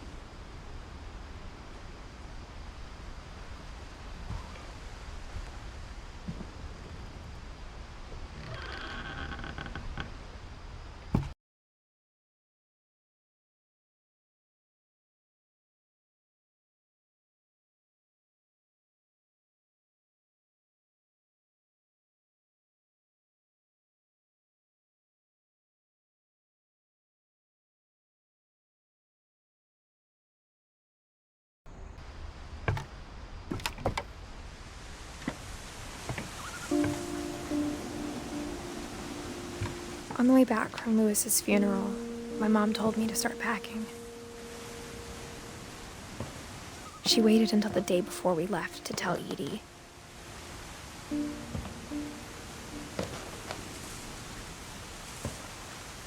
I'm not sure if she wanted to make it easier or harder.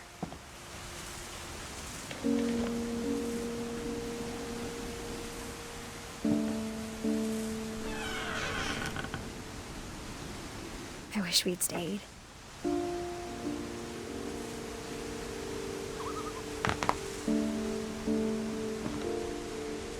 But I understand why we left.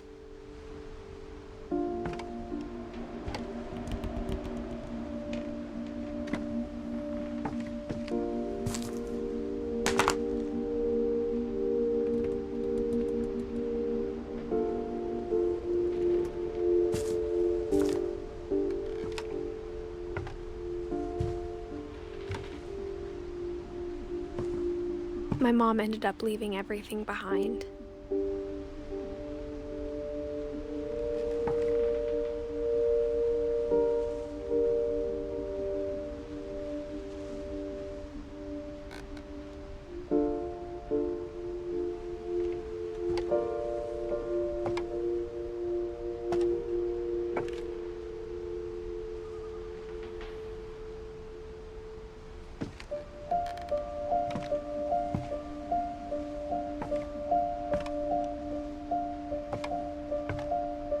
What happened that night had been coming for a long time.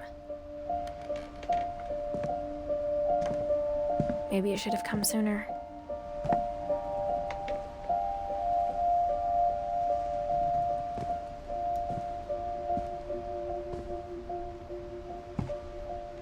But it had to end one way or another. All that's left now is to tell you about that last night.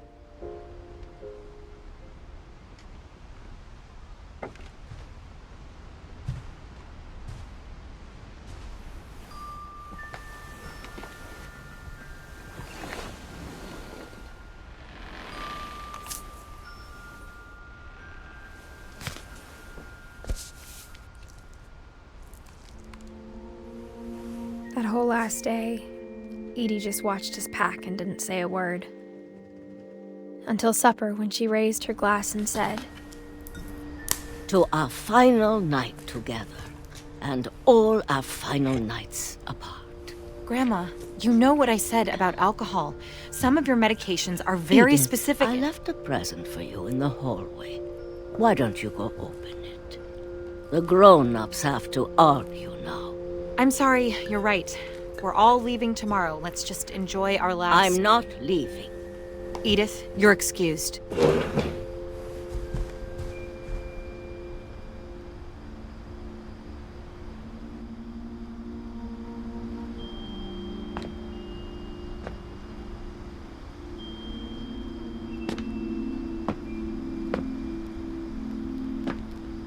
The power had been shut off that morning, but Edie always had plenty of candles.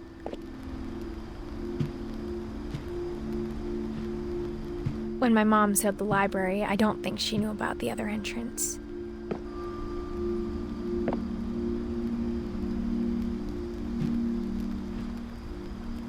Or that Edie had a key to it.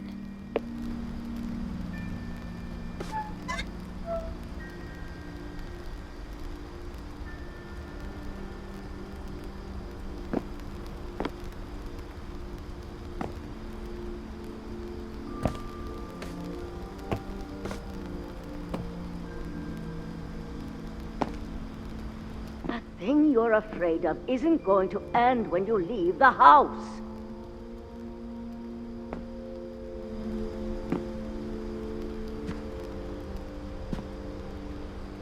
Edith has a right to know these stories. My children are dead because of your stories. I think it's best if Edith and I leave tonight.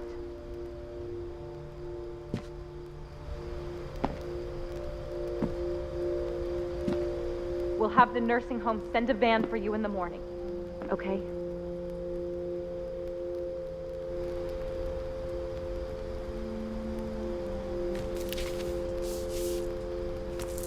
Dear Edith, there's so many stories I wish I could tell you, but there's only time for one. This is about what happened on the night you were born. That night, the tide went way, way out. It was the first and last time I ever saw the old house aground. There'd been an earthquake out in the middle of the ocean. They called it the lowest tide in 1,000 years. God, it smelled awful. You know, I've seen that house every day of my life.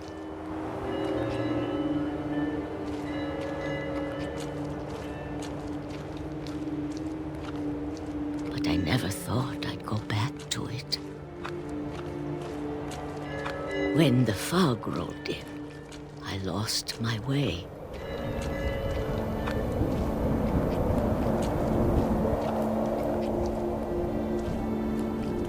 I got turned around.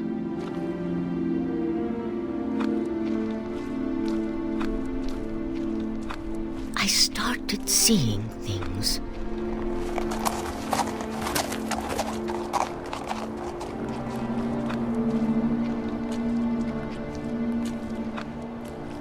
Things I'd forgotten had ever existed.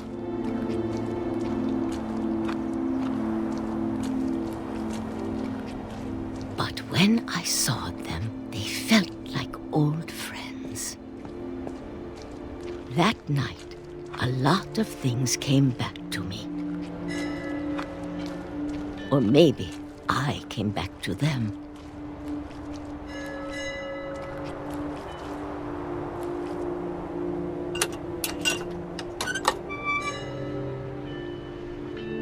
Things I can't explain, but that I need you to try and... Edith, what are you doing in here?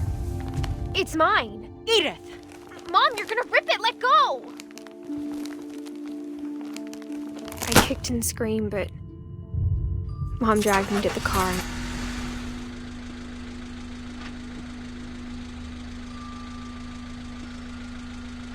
I never saw Great-Grandma Edie again. The next morning, the band came to pick her up, but she was already gone. After that, we moved around a lot.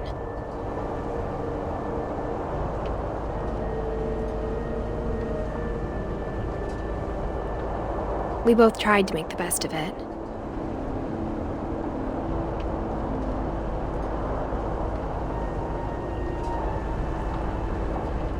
A few years went by.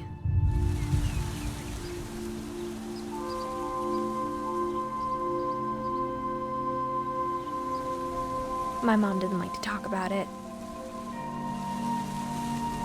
but she started getting sick a lot. The rest happened pretty quickly.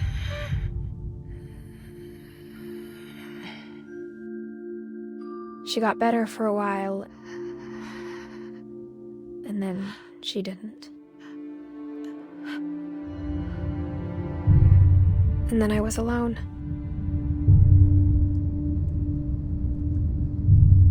The last Finch left alive.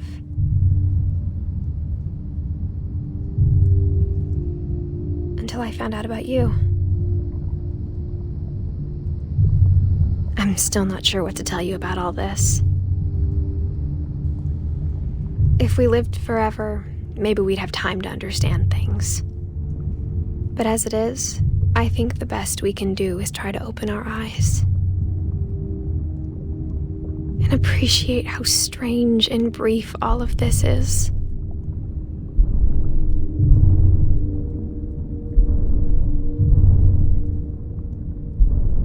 This journal was supposed to be for you. But now I hope you'll never see it. I just want to meet you and tell you all these stories myself. But I guess if you're reading this now,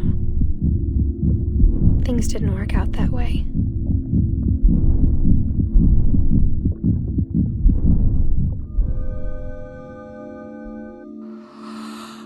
This is where your story begins. I'm sorry I won't be there to see it. It's a lot to ask, but I don't want you to be sad that I'm gone. I want you to be amazed that any of us ever had a chance to be here at all. Good luck.